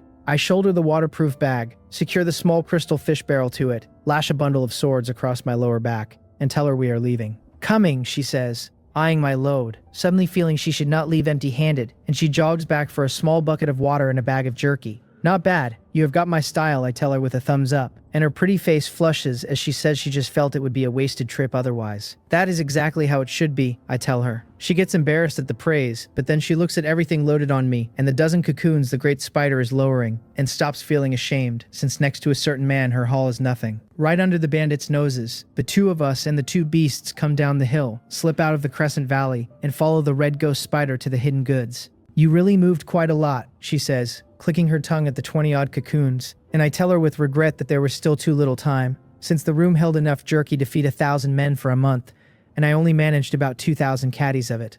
I ask her to help me carry some things, saying that if she stays the night, consider it her payment. I do not need payment, she says, furrowing her white brows, telling me coldly she will carry things and I will trade her the flour when the time comes, since she does not dare stay overnight in the home of a man she has known less than a day, an infected woman at that. No problem, I tell her, not forcing her, then stack 2 more layers of cocoons onto Little Try until he looks like a moving mountain, since the level 4 tricolor lizard easily carries over 500 caddies. I tie the tomato cocoon to her back, and she weighs it and says coolly she can take another, since she stands about 1.60 m and can carry 500 or 600 caddies, but I tell her no need. The items are just divided up, adding 2 more cocoons to my own back and tucking 2 under my arms. Let us go home. Under her stunned gaze, the man and the 2 beasts move off, each carrying loads the size of themselves, and she mutters that I really am an odd person, jogging to catch up. In the pitch-black night, with the 2 beasts leading, we walk quietly one behind the other, me focused on the surroundings in case a fierce beast lies in wait, her opening her mouth several times without knowing what to say, while now and then the roar of some unknown beast echoes from far off. We are finally home, I say at last, and she asks where my home is, her silver-white eyes finding only rocks all around, not even a cave. Wait just a moment, I tell her, and send a thought to the rock armor turtle, and to her astonishment, stone steps rise from the ground in front of us.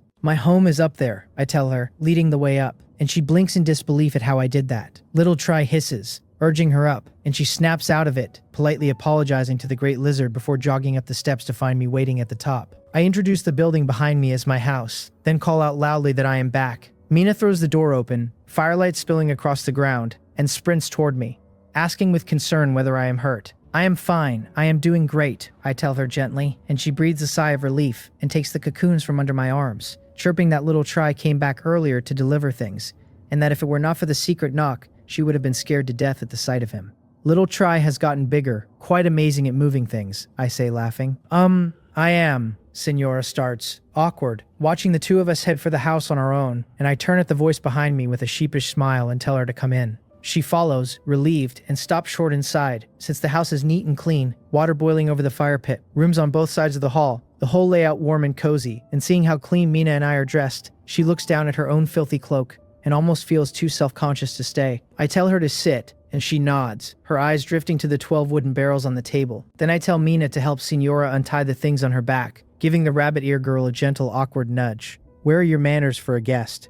Okay, Mina answers weakly, casting a timid glance at the white-haired girl with her blue eyes, bringing over a small knife with an unnatural expression, her small feet shuffling slowly. The stiff movements catch me by surprise, since I had not expected Mina to be so shy around strangers. "I will do it myself," Senora says, glancing at the rabbit ears on Mina's head, a flash of envy in her silver-white eyes. Then, seeing the rabbit ear girl's fearful expression, she lowers her head in self-deprecation, trying to hide the crimson patterns, since the only person who never despised the void ghost infection was the strange Kang Jinwoo. I tell Mina to go help Little Try and Little Red unpack their things, breaking the awkward moment, and she lets out a soft breath of relief, her movements no longer stiff as she walks toward the beasts with the knife. I draw my combat knife and cut the silk on Senora's back, telling her gently not to mind Mina, who is just shy around strangers. "I am fine," she says, head down, her voice muffled, and I see that Mina's unintentional behavior seems to have stung her sensitive heart. Really, both of them are such problem girls. I divert her, asking whether she did not always want to see that winged flower, and her head snaps up as she asks anxiously where it is. "The flower is inside these wooden barrels," I tell her, pointing at the 12 on the table, though which one holds it I am not sure. "Can I open them?" she asks, hurrying to explain she will not touch anything else, and I wave her on, since with my strength would I fear a little girl playing tricks, and by my read, she is just a girl trying to act like a mature adult. "Take your time," I tell her, since I have to help move the things inside, otherwise relying on Mina alone it would take until very late. When Mina sees me coming, her face goes blank at the loads the two beasts carry, and she asks weakly whether I moved Bloodbeard's entire house here. "I did not move everything," I tell her, "only less than a tenth," and she taps her chin, happy,